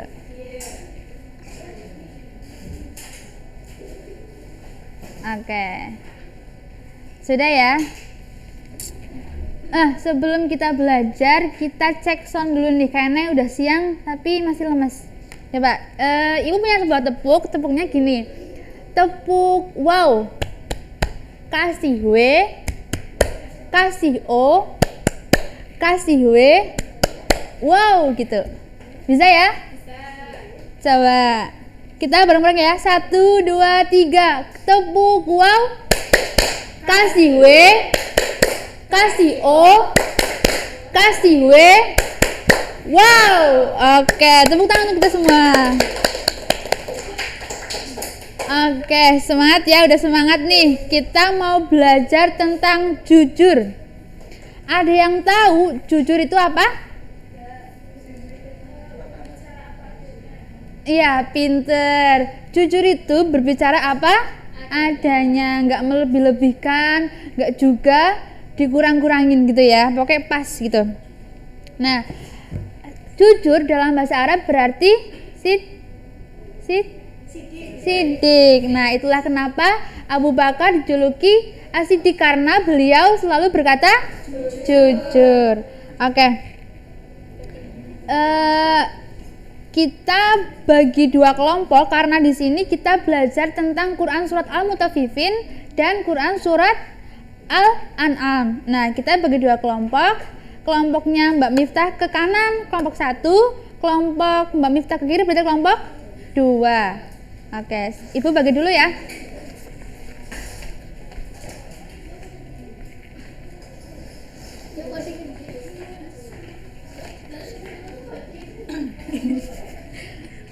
Mbak Iza, nah tolong ini dibantu temennya. Kelompok 2 ya Mbak? Kelompok 2. Oke. Jadi tugas kalian siang hari ini adalah untuk mencari Quran surat Mutaffifin dan Quran surat Al-An'am. Nanti dibaca Terus nanti dijelaskan kandungan dari ayat tersebut. Siap ya? Ibu kasih waktu 3 menit untuk menyelesaikan tugas itu.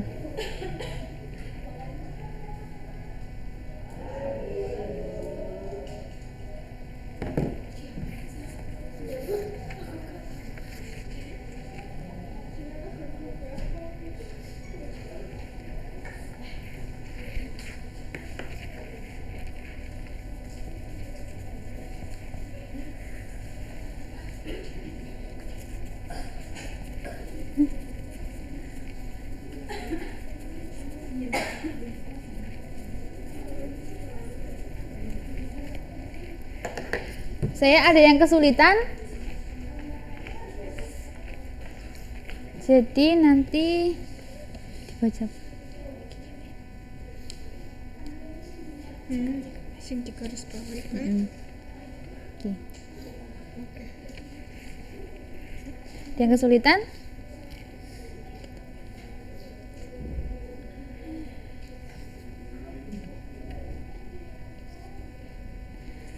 Ya, udah bisa ya?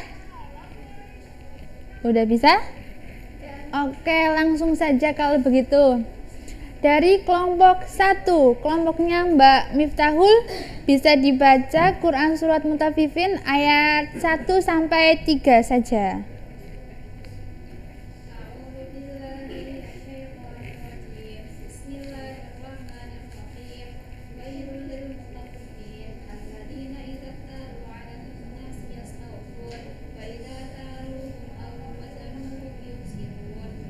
Artinya, teman yang sebangkunya?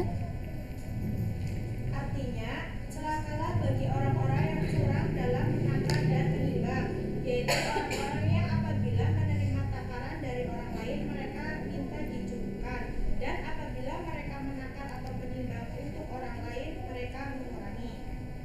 Oke. Terus untuk kandungan suratnya ada beberapa ya di situ, bisa minta tolong dijelaskan, Mbak, kandungan dari Quran Surat Al-Mutaffifin itu maksudnya apa sih gitu? Ayat 1-6 itu Allah memulai surat dengan ancaman bagi orang-orang yang curang dalam timbangan.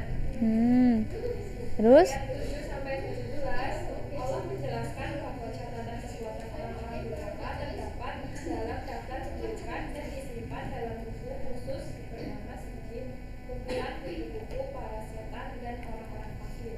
Oke, jadi intinya Quran Surat Al-Mutaffifin ini itu menjelaskan bahwasanya ancaman untuk mereka yang suka menipu dan mengambil hak orang yang lain gitu. Jadi kita nggak boleh misalnya kita jualan itu kita mengurangi timbangan ataupun menambah-nambahi timbangan gitu. Kalau menambahi timbangan berarti bayarnya tambah gitu ya. Kalau misalnya dikurangi berarti bayarnya dikurangi gitu. Nggak boleh misalnya kita curang gitu.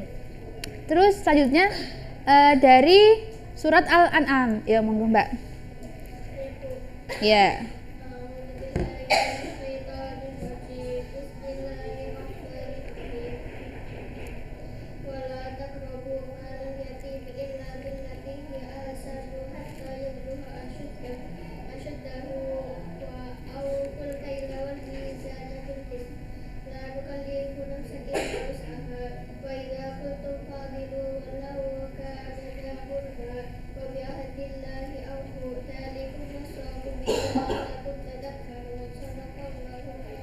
Ya. Artinya Yaitu dan janganlah kamu mendekati harta anak yatim kecuali dengan cara yang lebih bermanfaat sampai dia mencapai usia dewasa, dan sempurnakanlah takaran dan timbangan dengan adil. Kami tidak membebani seseorang melainkan menurut kesanggupannya. Apabila kamu berbicara, maka bicaralah sejujurnya, sekalipun dia kerabatmu, dan penuhilah janji Allah. Demikianlah dia memerintahkan kepadamu agar kamu ingat. udah Mbak. Sudah, Bu. Ya, untuk kandungan suratnya bisa dijelaskan tolong. Kandungan surat Al-An'am. Kandungan dari Quran Surat Al-An'am ini yang pertama yaitu larangan untuk mendekati harta anak yatim.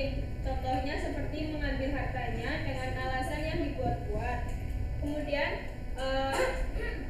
ayat ini memerintahkan kepada kita untuk menyempurnakan takaran dan timbangan secara adil. Oke, pinter ya. Jadi intinya dari Quran surat Al-Mutaffifin dan Quran surat Al-An'am ini adalah untuk berlaku jujur, nggak boleh curang. Oke, sekarang ibu ada kuis. Ini ada yang tahu Bilqis ini artinya apa? Dengan adil. Pinter. Untuk Al-Ahsan artinya berarti bermanfaat. Yang terakhir, Asim artinya ini?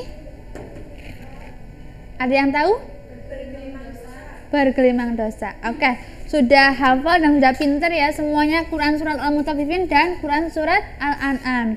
Jadi untuk selanjutnya karena waktunya udah habis, kita bertemu pertemuan berikutnya dengan hadis berperilaku jujur. Oke ya. Sekian dari Ibu, mohon maaf apabila banyak kesalahan.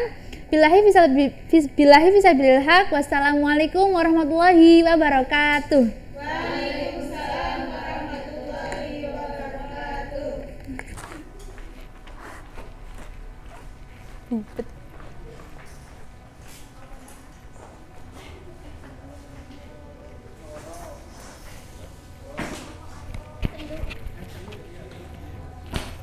Cakoy.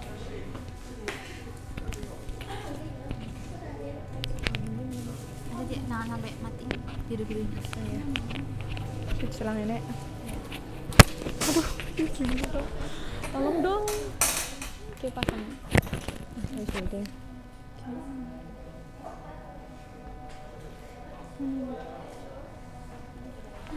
Cek. Ada suaranya enggak? Aduh, sini.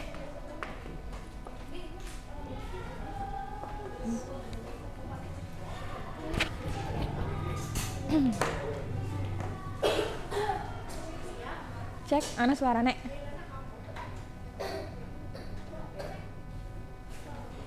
Anak? Ya.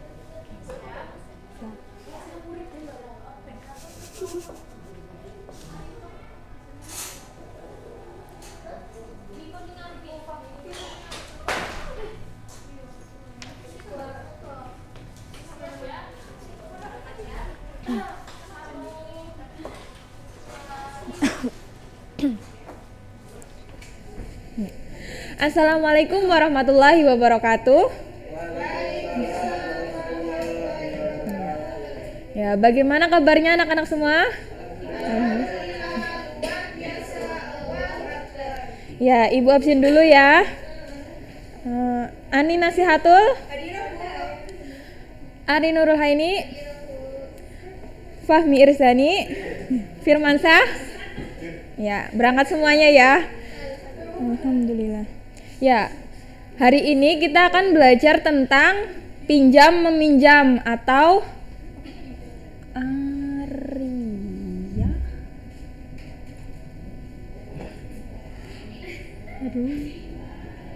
Wadiah. Ya, sebelum masuk ke materi, Ibu mau tanya, minggu lalu kita belajar tentang apa ya, anak-anak? Iya, pintar. Masih ingat pengertian jual beli itu apa? Lupa ya. Iya, kalau jual beli itu ya, membeli barang atau jasa kepada orang lain. Nah, hari ini kita akan belajar tentang ariyah dan wadiah. Ada yang tahu artinya apa? Ariyah dan wadiah itu? Belum.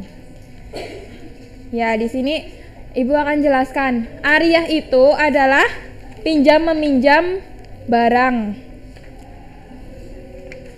Pinjam meminjam kepada orang lain, barang atau jasa. Nah, sebelumnya Ibu punya gambar. Ada yang tahu ini gambar apa? Sedang meminjam buku kepada temannya. Meminjam buku, ya, pintar. Siapa yang meminjam, ini atau ini? Yang merah, ya, bagus. Iya, ini adalah gambar orang sedang pinjam meminjam atau sedang melakukan ariyah. Ya, menurut bahasa, ariyah itu artinya pinjaman.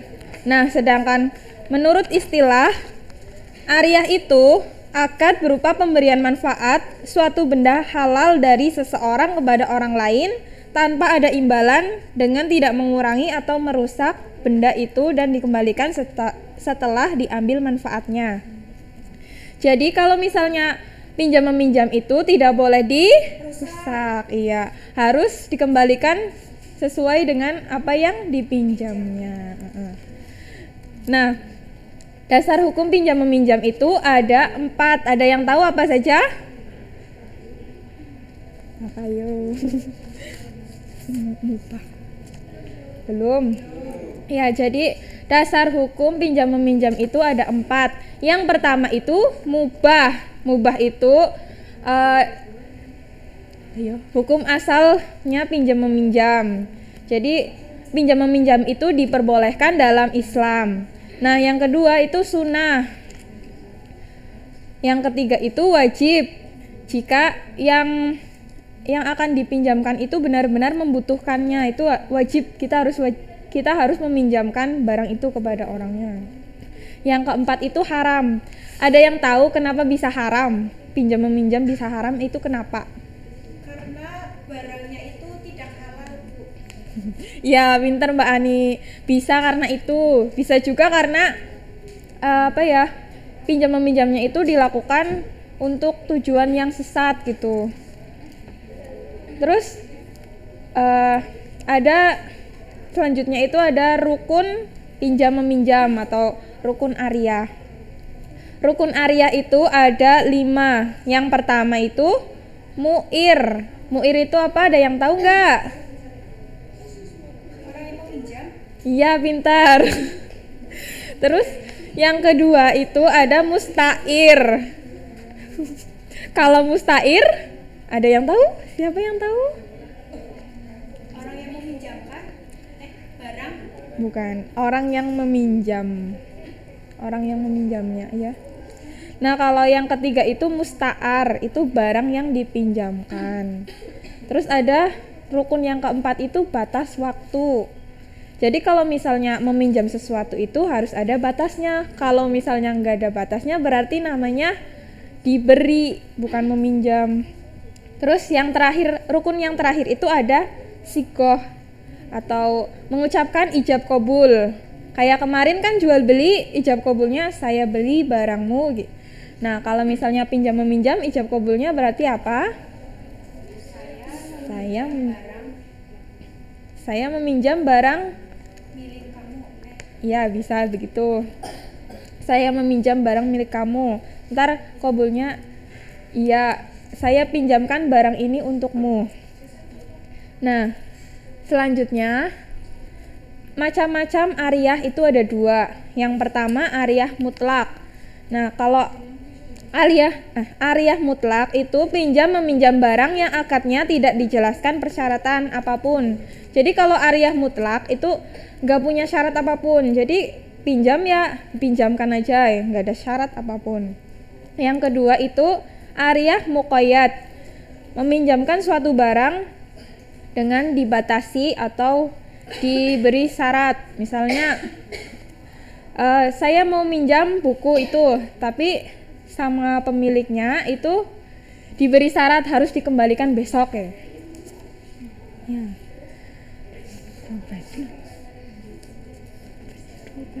Gambar-gambar. Ya. Jadi udah paham kan ya tadi ariyah itu apa? Coba lagi, ariyah itu pinjam meminjam. Sekarang ibu mau minta 2 anak maju ke depan untuk praktek pinjam meminjam. Ayo, siapa yang berani maju ke depan? Dulu. Ya, ini dulu. Ya, kalian berdua nanti mempraktekkan pinjam meminjam ya. Mbak Ani yang jadi muirnya. Orang yang memiliki barang, berarti kamu yang meminjam. Iya. Gimana, Bu? Coba tadi rukun pinjam meminjam ada apa? Ada orang yang meminjamkan, ada orang yang meminjam, ada barang, terus ada batas waktu dan ada ijab kabul. Ya. Ya. Kayaknya punya spidol nih. Aku boleh pinjam punya nggak? Boleh, tapi kamu minjamnya 2 hari saja ya. Kalau habis 2 hari kamu harus kembaliin. Kalau sampai habis gimana? Nggak boleh, nanti kalau habis harus diganti spidolnya Mbak Lulu. Oke, jadi aku pinjam dulu ya. Ya, saya pinjamkan Mbak Lulu. Ya. Udah, ntar dulu ya. Nah, yang anak-anak di sini ada yang tahu yang mu'ir mana, yang musta'ir mana, yang musta'ar mana? Coba, ini siapa? Ini apa? Mu'ir, orang yang meminjami. Nah, kalau ini yang musta'ir ya. Ya. Nah, kalau spidolnya ini namanya apa? Musta'ar. Ya, terus tadi ada batas waktunya harus dikembalikan. Ya. Terus ada ijab kabulnya juga, ya. Ya udah. Terima kasih ya. Bisa kembali lagi. Ya, baik, karena waktunya udah mau habis. Ibu mau memberi tugas untuk minggu depan. Kalian minggu depan dipelajari dulu ya tentang wadiah atau barang titipan. Ya. Baik, untuk pertemuan hari ini kita cukupkan sampai di sini. Kita akhiri pertemuan pada siang hari ini dengan membaca hamdalah bersama. Alhamdulillahirabbil alamin. Sekian dari Ibu. Wassalamualaikum warahmatullahi wabarakatuh. Waalaikumsalam warahmatullahi wabarakatuh.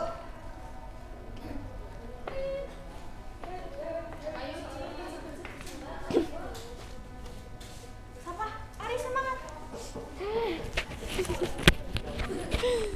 Itu pribadi.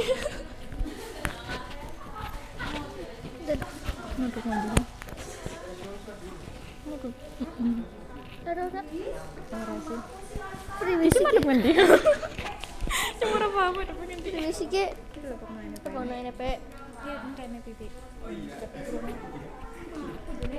Nenek, keperkan udah sih? Kerong ora. Cek. Mau ni ora? Mau ni? Aduh, deg-degan.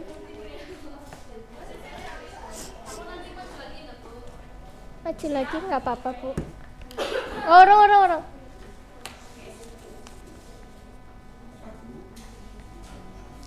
Assalamualaikum warahmatullahi wabarakatuh. Waalaikumsalam warahmatullahi wabarakatuh. Sebelum pelajaran dimulai, mari kita berdoa terlebih dahulu dengan membaca basmalah bersama-sama. Bismillahirrahmanirrahim. Selanjutnya Ibu akan mengabsen terlebih dahulu. Mbak Lulu, Mas Fahmi, Mbak Sri, Mbak Ani. Ya, alhamdulillah hadir semuanya ya. Kok pada lemes sih? Ayo kita tepuk semangat dulu. Ya, ayo tepuk semangat. Berdiri. Yuk. 1, 2, 3. Tepuk semangat. Semangat. Ya, boleh duduk kembali. Ada yang tahu hari ini kita mau belajar apa? Nggak tahu.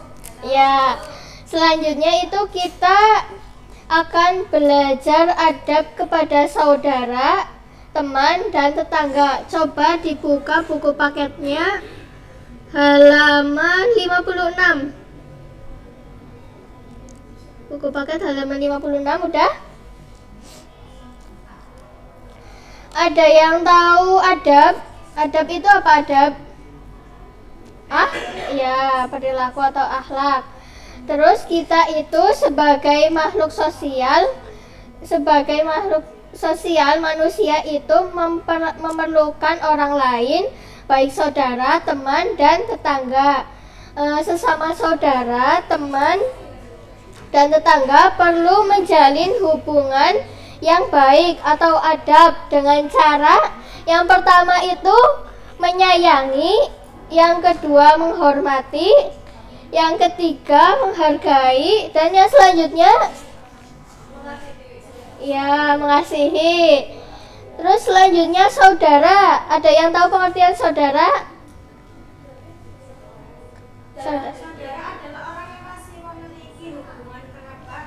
Ya, saudara itu apa? Orang yang masih memiliki hubungan kerabat dengan kita. Terus selanjutnya teman. Teman itu ada yang tahu apa teman? Teman adalah yang saat dulu kita Ya, teman itu orang yang pernah bergaul dengan kita, ada di sekitar kita, dan sering bertemu dengan kita. Mas Fahmi sama Mbak Lulu ini berteman ya. Apa musuhan? Ya, selanjutnya tetangga. Tetangga itu orang yang rumahnya dekat atau di sekitar kita. Terus selanjutnya ibu akan membentuk 3 kelompok. Nanti didiskusikan dan dipresentasikan di depan. Ya, kelompok 1.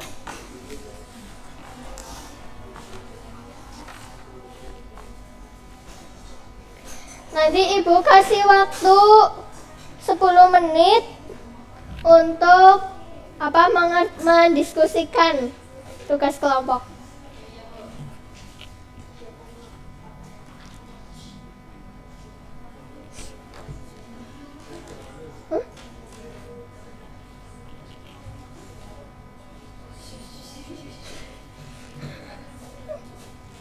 Sudah semuanya? Ya, sudah ya. Coba kelompok 1 mempresentasikan hasil diskusinya di depan.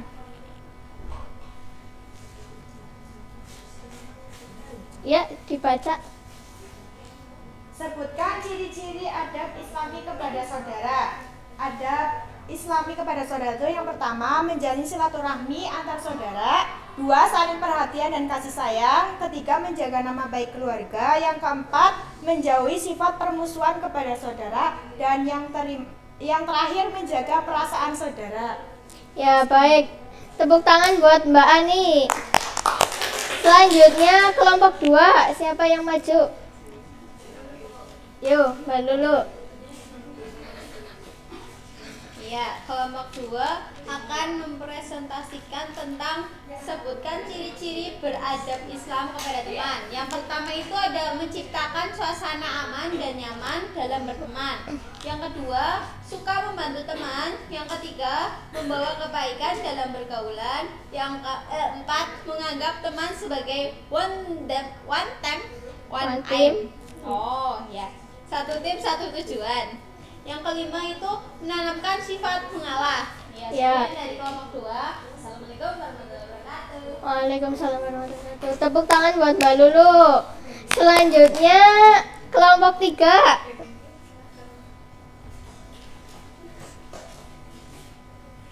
Ya.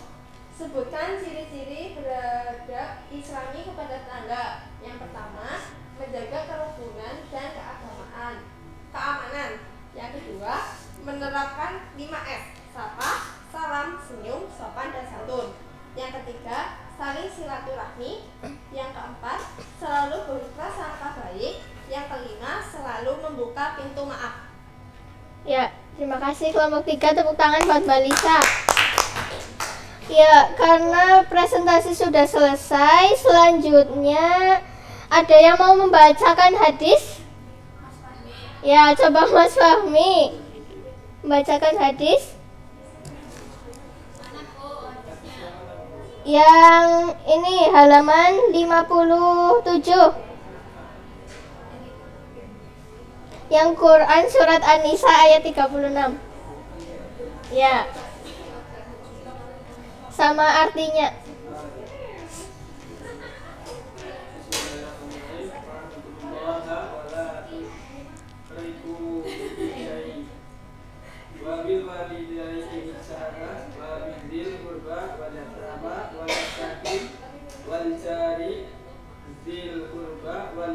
bil sumbi was-sahibi wa bil jambi wa nisabil wa ma malakat aymanukum. Innallaha la yuhibbu man kana mukhtalan fakhura.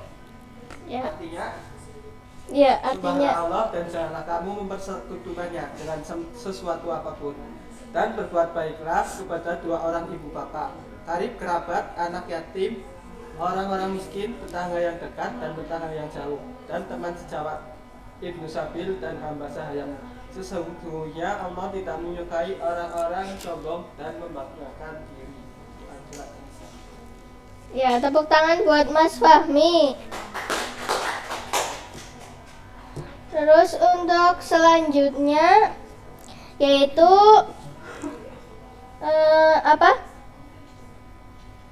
ciri cara-cara membiasakan diri beradab Islam kepada saudara, teman, dan tetangga. Ya, salah satunya yaitu menyadari setiap orang Islam adalah saudara orang Islam yang lain. Terus mempercayai bahwa saudara ibarat bagian tubuh kita. Untuk tugas minggu depan itu mencari hadis yang berkaitan dengan adab kepada saudara, teman, dan tetangga. Ya, mungkin karena waktunya sudah habis, kita tutup pertemuan siang hari ini dengan bacaan hamdalah bersama-sama. Alhamdulillahirabbil alamin. Sekian dari saya. Wassalamualaikum warahmatullahi wabarakatuh. Waalaikumsalam warahmatullahi wabarakatuh.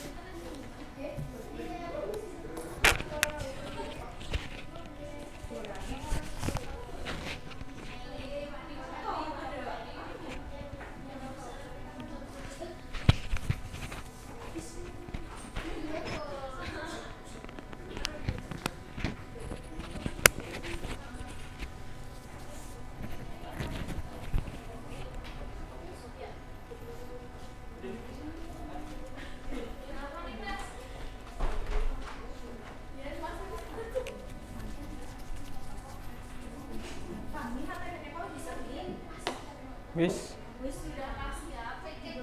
Cek, cek.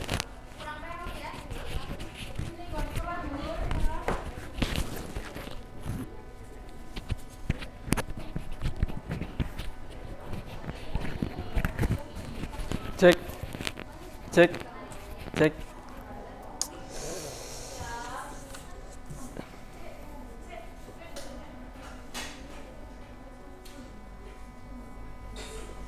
Bismillahirrahmanirrahim. Assalamualaikum warahmatullahi wabarakatuh. Waalaikumsalam warahmatullahi wabarakatuh. Alhamdulillahirrahmanirrahim. Pada kesempatan kali ini kita bisa bertemu kembali dalam mata pelajaran Al-Quran Hadis. Baik, sebelum kita memulai pembelajaran, alangkah baiknya kita berdoa terlebih dahulu untuk kelancaran proses belajar pada hari ini. Berdoa mulai. Bismillahirrahmanirrahim. Raditu billahi rabba wa bil islami dina wa bi muhammadin nabiyya wa rasulah. Rabbi zidni ilma warzuqni fahma. Amin. Apa kabar semuanya anak-anak? Alhamdulillah, luar biasa. Allahu Akbar. Apakah semuanya hadir? Hadir ya. Baik, di sini Bapak akan meneruskan pembelajaran Al-Quran Hadis. Kali ini beralih ke bab 3, yakni tentang kuatkan iman dengan berbagi. Nah, sebelumnya kan pasti pernah mendengar ya kata berbagi. Dan pasti kalian juga sudah pernah melakukan berbagi ya pada orang lain. Nah, mungkin gambarannya seperti itu berbagi. Di sini juga Bapak akan jelaskan ya. Judulnya itu Kuatkan Iman dengan Berbagi. Kuatkan iman dengan berbagi.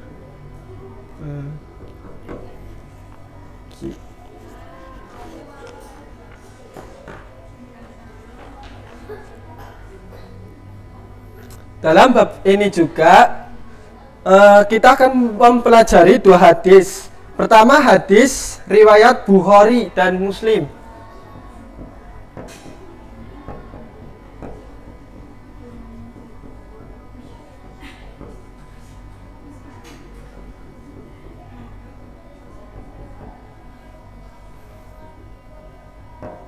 Yang kedua hadis riwayat Bukhari dan Hakim.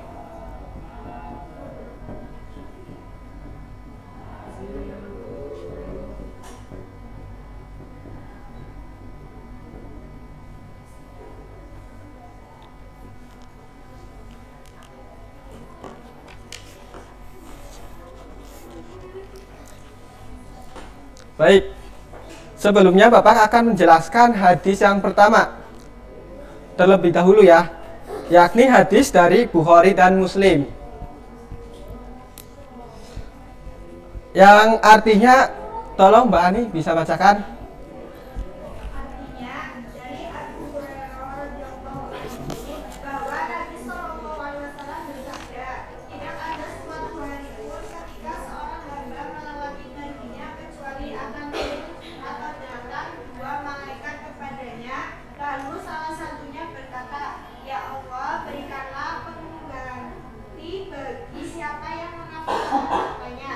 Sedangkan yang satunya lagi berkata, ya Allah, berikanlah kehancuran atau kebinasaan kepada orang yang mengenakan hartanya atau bakhil.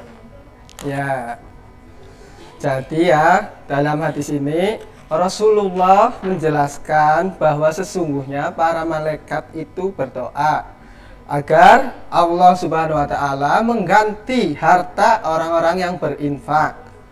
Allah akan menggantinya dengan kebaikan di dunia dan pahala di akhirat. Di sini juga terdapat dalam Quran surat Soba ayat 39.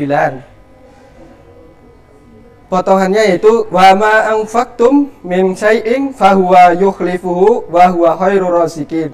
Artinya, dan barang apa saja yang kamu nafkahkan, maka Allah akan menggantinya, dan dialah pemberi rezeki sebaik-baiknya. Nah, jadi ketika kita memberikan rezeki pada orang lain, kita itu harus meniatkan diri itu dengan ikhlas, dan diniatkan bahwasanya ketika kita memberikan harta itu hanya semata-mata karena Allah, jangan karena manusia, atau jangan ingin disanjung oleh manusia, tapi kita niatkan diri kita itu karena Allah. Jadi nanti Allah yang akan membalas kebaikan kita, seperti itu. Dalam hadis ini juga dijelaskan bahwasanya para malaikat itu mendoakan pada orang-orang yang menafkahkan hartanya.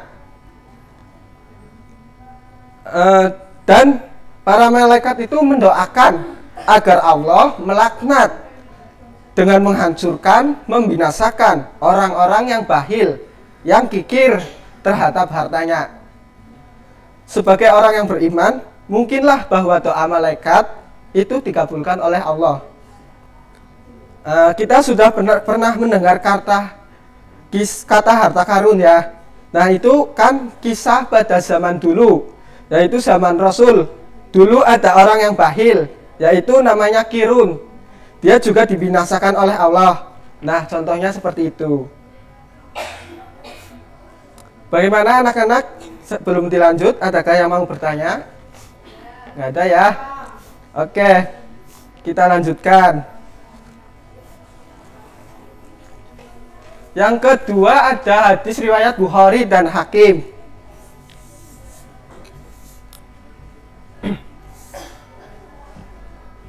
Coba Mbak Ari bisa bacakan hadisnya.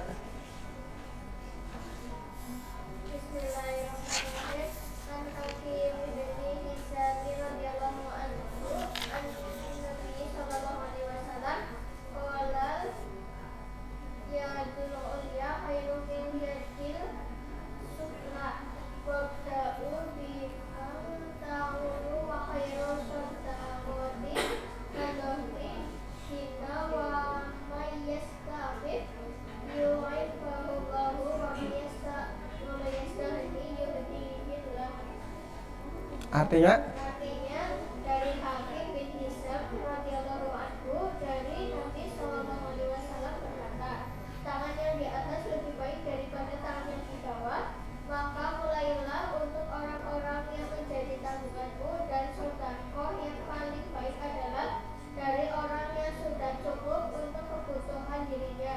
Maka barang siapa yang berusaha memelihara dirinya, Allah akan memeliharanya, dan barang siapa yang berusaha mencukupkan dirinya, maka Allah akan mencukupkannya. Hadis riwayat Bukhari. ya. Jadi maksud kita itu tidak boleh menafkahkan orang lain terlebih dahulu, tapi harus mengutamakan keluarga terlebih dahulu. Jangan sampai keluarga kita kekurangan, misalnya tidak bisa beli nasi atau apapun. Dan kita harus mengutamakan keluarga terlebih dahulu. Jangan memberi orang lain terlebih dahulu jika keluarga kita masih membutuhkan. Nah, seperti itu. Sedekah atau infak adalah setelah tercukupnya kebutuhan keluarga, dan yang berhak mendapatkan nafkah lebih awal adalah keluarga terdekat dan orang-orang yang menjadi tanggung jawabnya. Jadi kita harus ikhlas ketika memberi kepada orang lain. Jangan sampai kita pamrih, jangan sampai kita sombong ya. Karena dengan ikhlas Allah akan membalasnya di akhirat nanti dengan kebaikan pula. Baik, dari materi pertama hingga akhir sudah selesai. Jadi kesimpulannya adalah bahwasanya kedua hadis ini saling berkaitan ya, sama-sama menjelaskan tentang berinfak. Namun yang satu menjelaskan tentang balasan yang kita dapat jika bersedekah dan balasan apa bagi orang yang bakhil, dan hadis yang kedua menjelaskan kita harus memberikan infak kepada siapa ya, kepada orang seperti apa. Nah, di sini juga dijelaskan aturan-aturannya. Di sini Bapak akan memberikan tugas sebelum kita pulang untuk dikerjakan di rumahnya. Di rumah tugasnya membuat teks pidato. Nanti pertemuan yang berikutnya kalian presentasi dan teks pidatonya dikumpulkan. Mungkin sekian dari Bapak, kurang lebihnya mohon maaf. Semoga ilmu yang sudah kita pelajari bermanfaat. Amin ya rabbal alamin. Mari kita tutup pelajaran hari ini dengan bacaan hamdalah bersama-sama. Alhamdulillahirabbil alamin. Sekian dari Bapak. Wassalamualaikum warahmatullahi wabarakatuh.